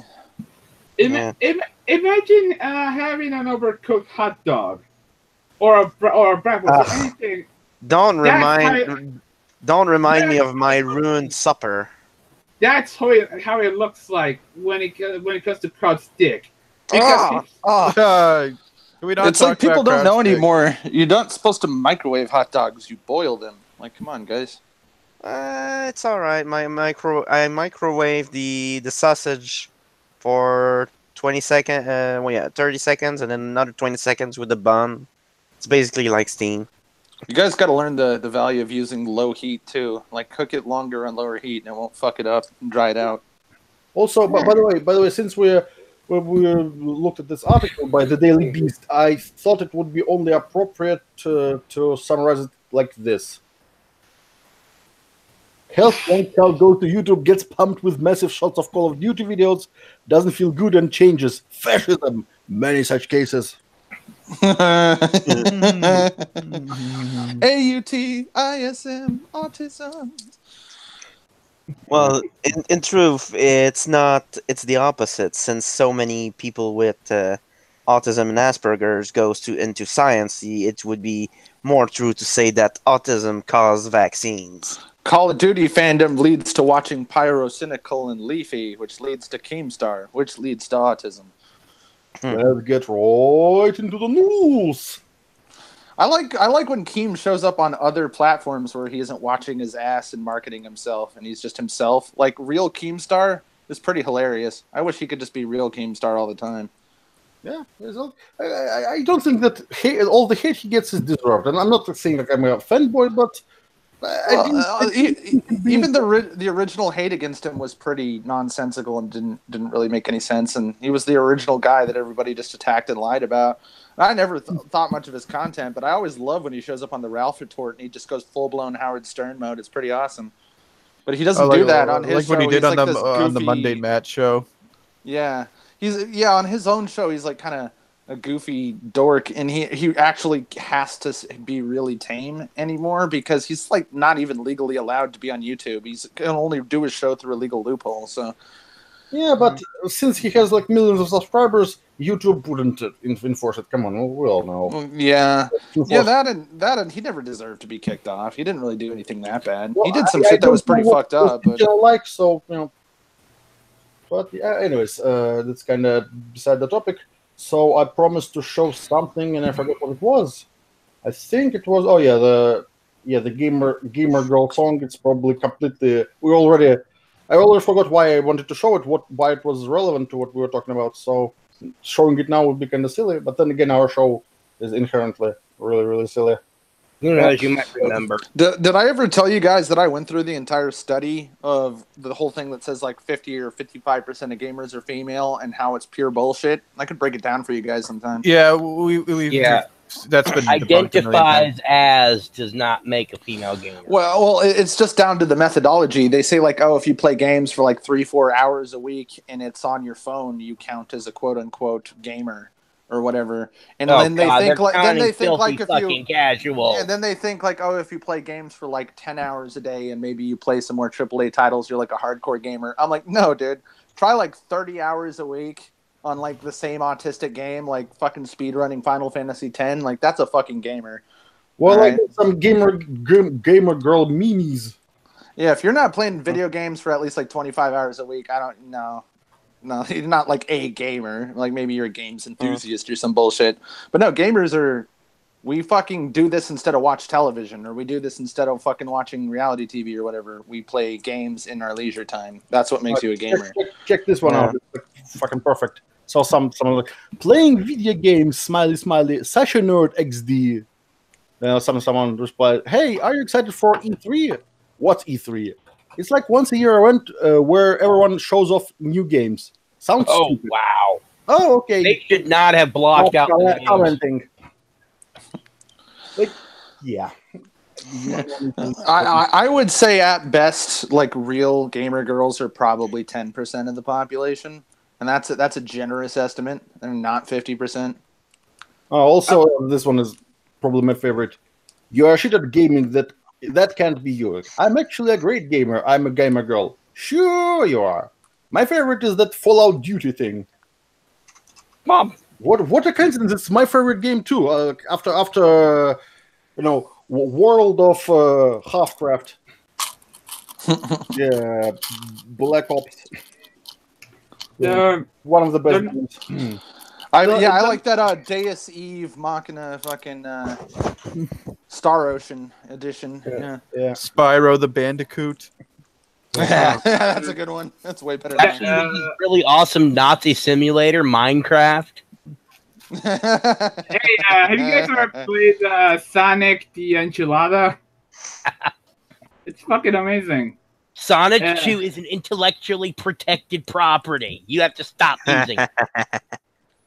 Of course, Chris. Nintendo only hasn't sued him just out of pity. Pretty much. Like, oh my Nintendo god. fucking sues everybody. Well, but the best game is No Man's Star Citizen. No Man's Star Citizen. Oh, that's great. Oh, that's dude. great. God of Brothers, though. The God Brothers, though. Yeah.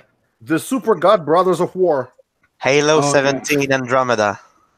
The Elder Effect. And the sad thing is, like, there's like little kernels of truth to the whole like fucking social justice warrior thing. It is true that like spurgery thirsty guys fall all over real gamer girls and make their life annoying, and they usually play single player games because of that. Like, you could say that, but you just have to couch it in so many lies. Like, why don't you just tell the truth and then maybe you can actually do something? Like, fuck off. Great. GTA V is trash. I prefer GTA 5. Someone doesn't know their Roman numerals. That can't be a real tweet, dude. That has to be satire. There's no fucking way. Or like, did she think like GTA V was like the 360 PS3 version, and then GTA 5 is the upgraded like next gen version? Although maybe I have no right to make fun of. I once fucked up Roman numerals once, but it's not that hard to do. Yeah, hey guys, low numbers are quite easy. I'm just gonna tell myself that she was trolling. Just otherwise, I'm sorry. I just would still give me cancer. I don't have the drugs or bail money to acknowledge that was actually a serious position. You guys all remember of Call of Duty Black Ops 3+1, right? Like, bring up the logo for Call of Duty Black Ops 4. It's hilarious. Okay. You guys, I can't believe you guys haven't seen it. I know you're not COD fags, but you had to have seen the logo for Black Ops 4. Yeah, I think so. Yeah, one moment. Let me find it. Images. That's why I called it Call of Duty Black Ops 3+1. Because, like, I don't know how else you describe that fucking logo. Darren, there's a game I've been playing recently. It's actually pretty fucking amazing. It's called Chanticleer Hegemony. Shit's lit. It's basically about a giant cock. Okay, I see what you mean. Let me show it. Yeah, that's Black Ops 4. Like, come on, guys. Come on, guys. Imagine if Fallout 76 had a logo designed with this using this principle. Wow. Yeah, by the time you get into like 70 something, there's other weird letters. Like I think there's an M or no, not an M, a C in there somewhere. Yeah.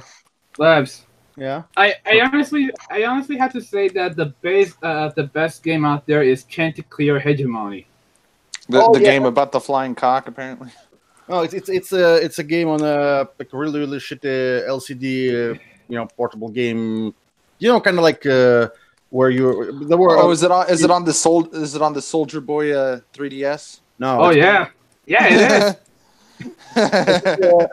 You could say that Chanticleer Hegemony is the Dark Souls of portable CD games. Okay. God damn. Like everything is Dark Souls and something else. Hey, guys, you want to hear some a little bit of news about our favorite? Well, not our favorite Spurg, but the national Spurg of the U.S., David Hogg. Sure. Oh God, is he still around? I've missed out on a lot of shit since I'm not on Twitter. Apparently now he's going to Harvard, even if he has a SAT score of 1270, while the bottom 25% at Harvard have an average SAT of 1460. Yeah, at least 1460 to get into Harvard. So he's nearly 200 points below. I don't know His SAT how score isn't even like my SAT score was just under David Higgs, and fucking like I didn't even study for mine. Like, there's no way I would have even gotten into like a bunch of basic universities, like University of whatever state. I wouldn't have gotten in on those. I would have had to fucking. I don't know how the SAT scores grade. So they go up to 1600. So you got to get a lot closer to 1600 to be in the Ivy League. I think they went up. 50. I think they've gone up. More than yeah, that they've changed since I took it because I took it back. Depending on which scale they use, so I think they went up. I think they go up to like 1800, maybe even like 2000 now. Yeah. So you right now, I wouldn't be proud of going to Harvard, especially like that. So it's just a petty. Well, I wouldn't say higher, but yeah, dude. Like even Yale. Yale was one of the epicenters of all the social justice bullshit that was going on in 2016, where students are getting attacked and all the protests on campuses. Like Yale is like one of the top 3 Ivy League schools. Like it's up there, and it's a shit show right now. What is it? Like, it's like you can't even expect like these super prestigious facilities to like protect themselves from this shit. It's ridiculous. Harvard, Yale, and MIT are like the top 3 like most prestigious colleges in the country, I believe. Yeah. I don't even know if MIT is Ivy League. MIT is like the premier like tech and math school, like STEM. Yeah, it's like going to Harvard. I'm sure there are some shits that we don't even know what he's gonna major into. That would be the Massachusetts Institute of Technology. Oh, yeah, I know. I'm sure that. I know what MIT is. It's synth. He's a synth fucking pro institute fucking propaganda over here. We're on to yeah, going. Yeah, truly, it would be an honor to go to MIT. Oh fuck yeah, dude! And MIT is a very expensive school to go to. That's like if you take linguistics, Noam Chomsky can be your professor. Yeah, and like they're like the premier like astrophysics dude. I would actually sign up for linguistics just to get into his class to tell him that he's full of shit. Not everything that Noam says is bullshit, but a lot of what he says is bullshit. He makes the most sense on like foreign policy, but I don't really agree with. He's pretty. Well, yeah, I like when he advocates non-interventionalism, and then as soon as you get to domestic policy, he's like socialism, and I'm like, you can shut the fuck up now. No, that's not how it works. I'm gonna call an economist and figure out that everything you said is fucking wrong, like everything. Yeah, he also believes in fucking Howard Zinn style shit too, like in regards to history, how Yeah, he's anachronistic. also a big endorser of the Cloud. What is it? Cloud Piven plan. I think I've heard of that. Yeah, Yeah, basically, this is shit outside of my overwhelm the expertise. country that you want to destroy by refugees and whatever else. Overload the welfare system, everything else. Yeah. Deliberate acts of sabotage, dude. Doesn't really take a tinfoil hat to fucking say it. Okay, I'm back. By the way, no, It's time to get out your tinfoil hat. We're starting to fucking talk about shit and plans. Oh, speaking of tinfoil hattery, I want to see some tinfoil hattery from David Chitret again. Oh, Yeah, yes, here we sir. go. This is what this stream's about. All sit right all day. Yeah, so it's like the original tweet was, the alt-right will focus recruitment efforts on any community with a large white male population whose niche interests allow them to feel vaguely marginalized and which has not been exposed to much social justice rhetoric. Hence gaming, YouTube, comics, and sci-fi. Yeah, because gaming and YouTube never were exposed to social justice rhetoric, or comics, or sci-fi. Well, and what's funny is all you have to do is replace the word the alt-right with social justice, and you get the fucking truth. They are attacking these spaces you still get the truth. specifically because of the demographics. These people have even tried to infiltrate things like metal and like heavy metal music and death metal music. They've tried to infiltrate bikers, everything, like anything that's vaguely masculine. These people do deliberately try to destroy and sabotage. And they always say they're doing it in the name of inclusivity. It has nothing to do with including or excluding. It has everything to do with attempting to destroy the community because it's masculine oriented. That's it. That's all they're trying to do. Yeah, they're really allergic to testosterone, aren't they? Well, we haven't even gotten to the retarded part. Well, David Schratt joins the conversation. Listen to this. It's full of socially awkward misfits and lots of young ones at that. Well, yeah, this is the guy who should have the right to talk about misfits and socially awkward misfits. Sounds like social justice. Yeah. It's a sounds like David. Oh, it's a fascist's perfect target. I know of a few who were considering using Minecraft and Roblox servers to indoctrinate kids. Meanwhile, Wow. who's out there indoctrinating kids from preschool and daycare on with social justice fucking pathologism? Oh yeah, over in you. Germany, I believe it is. They're actually supposed to be teaching boys can have periods too. Yeah, they're doing this shit in America too, in a lot of different schools. So I gotta say that this is one great big giant case of projection on Davina's part here. Yesterday, this is outright projection. Yesterday, I was watching Red Elephants again, and they were talking about Bolsonaro in Brazil, and some of the fucking preschool books they have there were. Basically it was kind of like a 3D like sex manual for like preschoolers. You stick your finger through and there's like a penis. Like, just leave this shit alone. Like the only reason why I can even think of trying to do some very minor sex education with younger kids is just because you can't escape porn. It's everywhere. Like the cat's out of the bag. Like I can only imagine what it's like to be like a fucking 13-year-old in today's society, because you couldn't just get porn literally fucking everywhere when I went through puberty.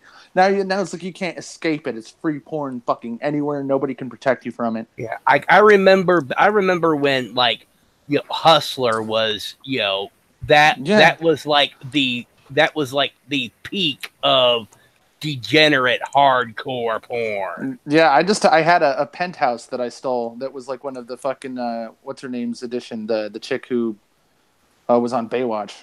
I don't know why I forgot her name. Pamela Anderson. I had the Pamela Anderson issue of Penthouse, and that was good enough for me. And that's all I had, too. Very more Playboy.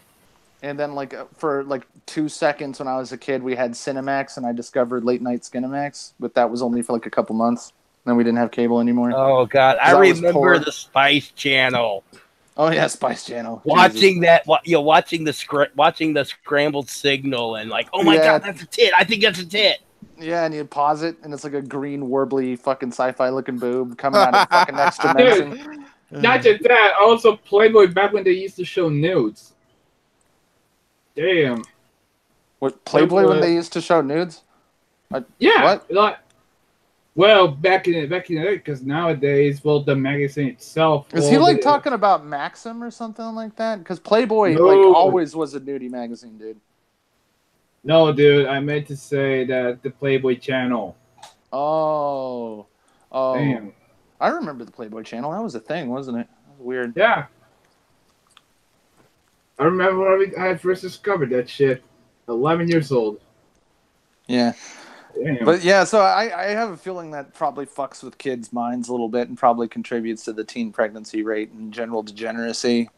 Not to be like a trad con, but I think you kind of have to at least limit the porn intake of your kids because it's kind of like a drug. Like you can go completely overboard with it. Like some kids, they'll just smoke a joint here and there, and some kids are just go straight to snorting heroin because they have no fucking self-control. Like porn works in that exact same way on your brain. It works on the addictive center of your brain, so. You become desensitized the more you... Sargon needs more dopamine. Oh yeah. So anyway, so indoctrination in like warping kids is a thing, but the thing is, the people who are really trying to warp the kids. Like I can't think of any alt-right people who are really interested in like talking to children. Like they generally don't want to deal with children because children are very annoying.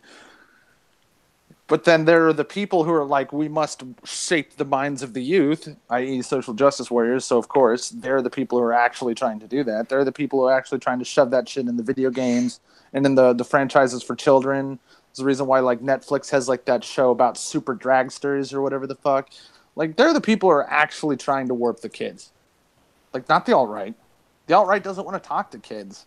They want to talk to, like... the 18 to 36 white male demographic. The alt-right wants parents to talk to their kids. Yeah, the alt-right, they're interested in like the family unit, not the fucking kids. Like the kid diddlers are the fucking social justice warriors. I don't mean to keep repeating myself, but it just baffles me because he's so fucking wrong. You mentioned kid diddlers. Let me show some degeneracy I found. So apparently some guy who makes comics and also wrote several children's books. Well, hi there, Nick. Hello. It's Nick. Hey, yo. I know I'm super late, but I had to fix I actually had to install my new power supply, so. All right, so there's this writer and comic book creator, and some of his comics, let me just show it. That should work. Here. Let me just show it without even commenting, because... Oh, it sounds like fun. Oh, is there such a delay?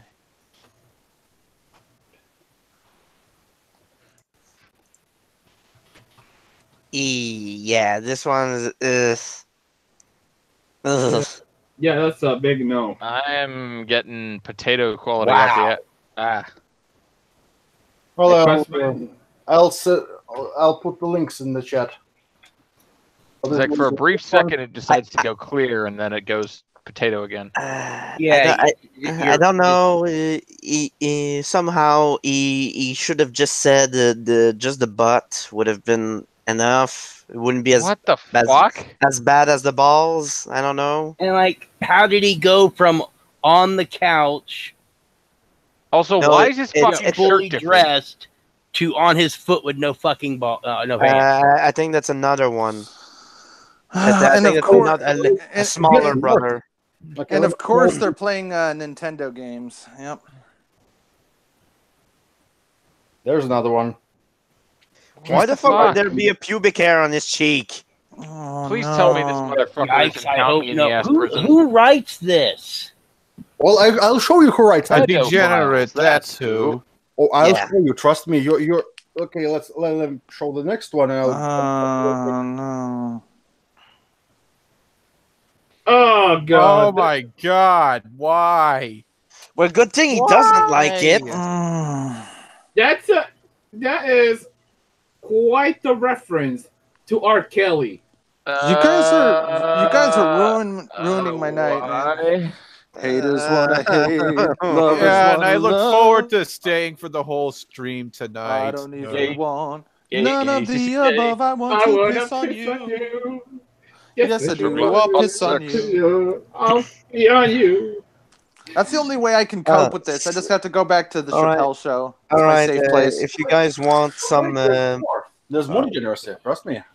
God. Oh, good. Come on. Do we really want to? No, but we're doing No, it but anyway. we're gonna anyway. Tongue. Wow. Oh, Jesus.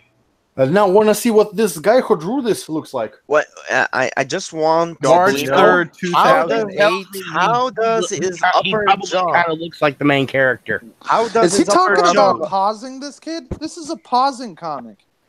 I just forgot want to about the cut know on my see what tongue. he looks like. what the fuck is up with his upper jaw? How does it bend like that? Wait, Like wait, if He it, just gave that kid like he has fucking hepatitis. tusk. look, Holy just gave that- shit. Oh my god. Holy shit. Oh my dear lord, why? Wow! Come Look at that. on. Wait, Look I at was the gap not of far those off with the teeth. goblin comment, was I? Jesus Christ. you guys did notice that he just talked about, like, I forgot about the cut on my tongue. He's talking about pausing that kid, dude. Yeah, Well, yeah, I Did mean, you- that, Did you guys notice that? It's fucking sick. I know. I'd seen it. that I was was the like, first thing I noticed, dude. Ugh. Oy that vey. is- Oy that's vey. disgusting. That is absolutely fucking disgusting. Man, I have a high tolerance for this kind of fucking debauched bullshit, but this is hurting me inside, dude. This is fucking awful. I wonder if he's a Well, fan we're of not Pico. called out degeneracy for nothing. Yeah.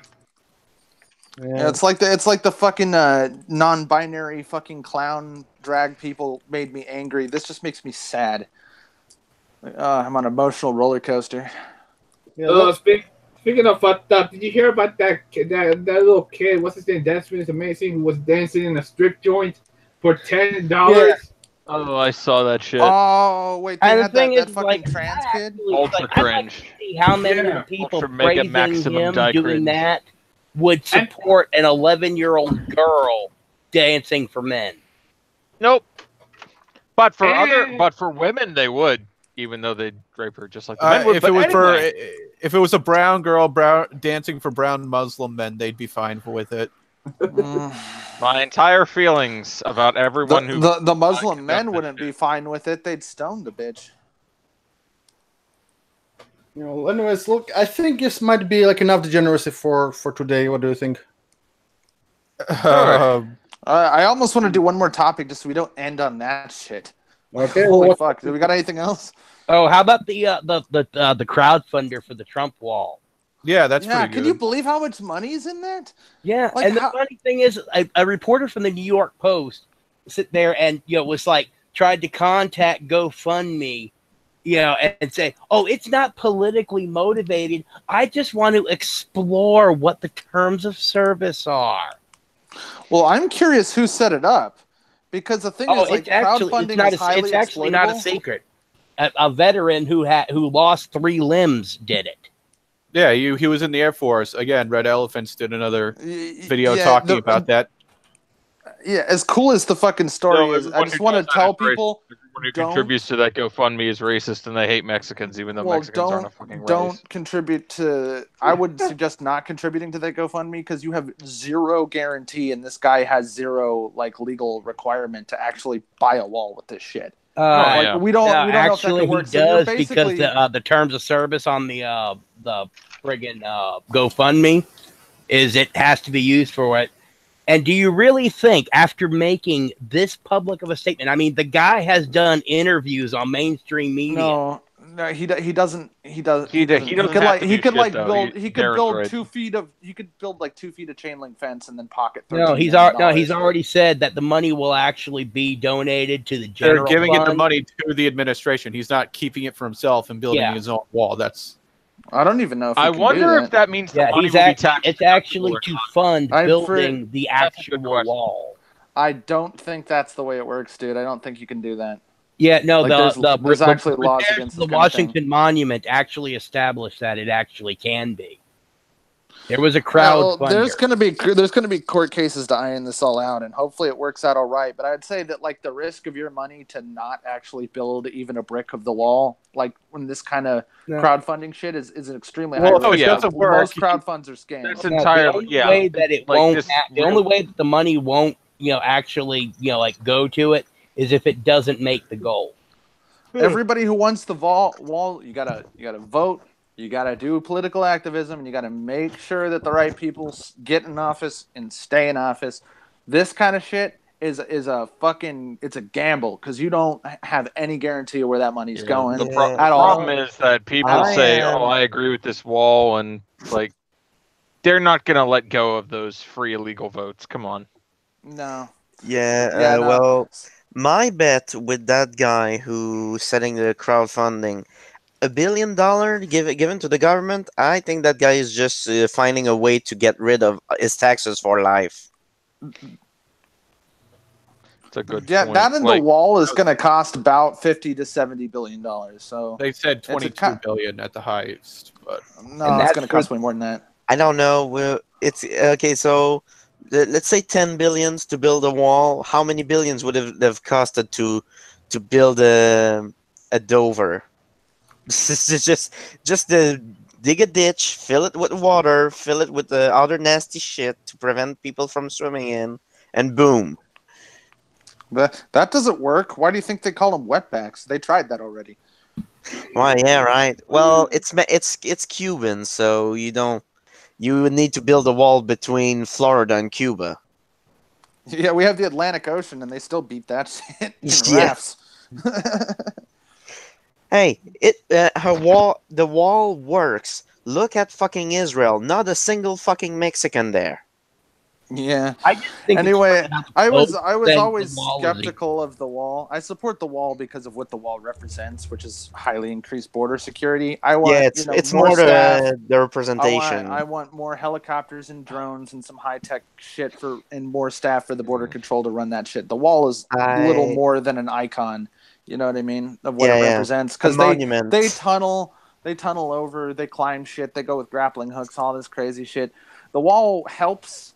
But it's not an end. Like what we need is vastly increased border security with staff and technology. What we need is auto tracking machine guns programmed to reduce anything coming north, larger than a squirrel, to a mass of quivering red jelly across the desert floor. Oh, by the way, I would totally. My problem is how sad it is that how they cross knowing that they might die. What needs to happen is they need to know that they fucking will die. Yeah. And you should fucking see like CNN comment sections. I always love going there to get the pulse of what these leftists think, and they're fucking so dumb. They're like, border control needs to be abolished because some little girl died of dehydration. Yeah, no, she died of sepsis. Actually, yeah, she already had a serious infection. Yeah, and not only that, but she was dragged across the desert for weeks with no fucking water or food. By she was fucking starving. By somebody saying he was her father. Yeah, which we have no guarantee of that shit. These people are fucking stupid. They don't even give the first fucking thought. Like, why was this person sick? Well, it wasn't because they were tossed in one of the cushy detention camps. It's because by the time border control caught them, this chick already was basically going to die. Like, and it'll like separate families. I'm like, I thought you guys were against sex traffickers because most of the people coming across with women, they're not related to the women. Either they're coyotes bringing across the women and exploiting them at least on the way, if not selling them straight into sex slavery, or they're just trafficking sex slaves, like straight up. So why do you have a problem with this? I thought you were all about respecting women. There was also the people complaining that, oh my god, the little kids has written their case number on their arm to basically just to keep it, and people are saying, oh my god, this is exactly like Auschwitz, and I need to find it. It was he silly comics. It's like, oh yeah, so you see the comment, it's exactly like in Auschwitz, and you just see a Nazi swishing the Jews away with the broom, saying, and stay out. Yeah, and let me guess, it's just somebody took like a Sharpie and wrote like a number on them with permanent markers. Instead of giving them a badge they would lose or trade with another kid or something, just so they can keep track of the thousands of these poor exploited children coming through. Yeah, it's just a practical solution. it would be awful if they tattooed them, because that would imply that they were permanently branding them for a specific malicious purpose. No, but I mean, a like, tracking writing device with an explosive. No, and none of you ever like gone to a school or something where like you had to wear like a wristband or something on a field trip so they could keep track of you. It's the same thing. And then, yeah, writing a number on Half of somebody them with would lose Sharpie it has nothing to do with instantaneously. Nazis. These people are so dumb. Like, not to pull an Anna Casperia, but these people are just fucking stupid. They're fucking dumb as a bag of rocks. They're so fucking stupid. Of course, Sharpies has nothing to do with Nazis. Sharpies weren't invented yet. Well, by the way, since we're talking about the Sharpies, I think we should. This is probably the kind of right time to wrap it up, and I have a closing video for you. So let me play it. Oh God. Mr. Trump, it has not escaped anybody's notice that you say that the Mexican government is sending criminals, rapists, drug dealers across the border. Governor Bush has called those remarks, quote, extraordinarily ugly. I'd like you're right next to him, talk to him directly and say how you respond to that. The fact is, we need to build a wall. I would build a great wall, and nobody builds walls better than me, believe me. I will build a huge, great wall. Huge, tremendous wall. Huge, great wall. Huge, tremendous wall. Believe me. Well, nobody builds walls better than Trump. Let me doubt, because Mike truly is the best at construction. Yeah, just keep it in mind. It is not a Trump shutdown. It's not a Schumer shutdown. This is a Pelosi shutdown. Get it right, everybody. Thanks for watching. Yeah, well, thanks for watching, and see you next time. Stay problematic. As always, it was my privilege. And remember, you're going straight to hell. Have a happy holiday. Yourselves. Expedite the process. Merry fucking Christmas, in case we don't have any shows. Well, we won't have any shows before Christmas. Yeah, we don't. So let me. It's the 22nd right now. Christmas. So. Yeah. Have yourself a Merry Christmas. Dreaming of a white Christmas with no minorities. And don't forget, it's cold outside. Merry Christmas. Happy Kingsa. I saw mommy cucking daddy with Santa Claus. Happy New Year too, and well, stay safe out there. Next year. Yeah, see you later, Gamergator. And may all your Christmases be white. Yeah. These nuts roasting on an open fire.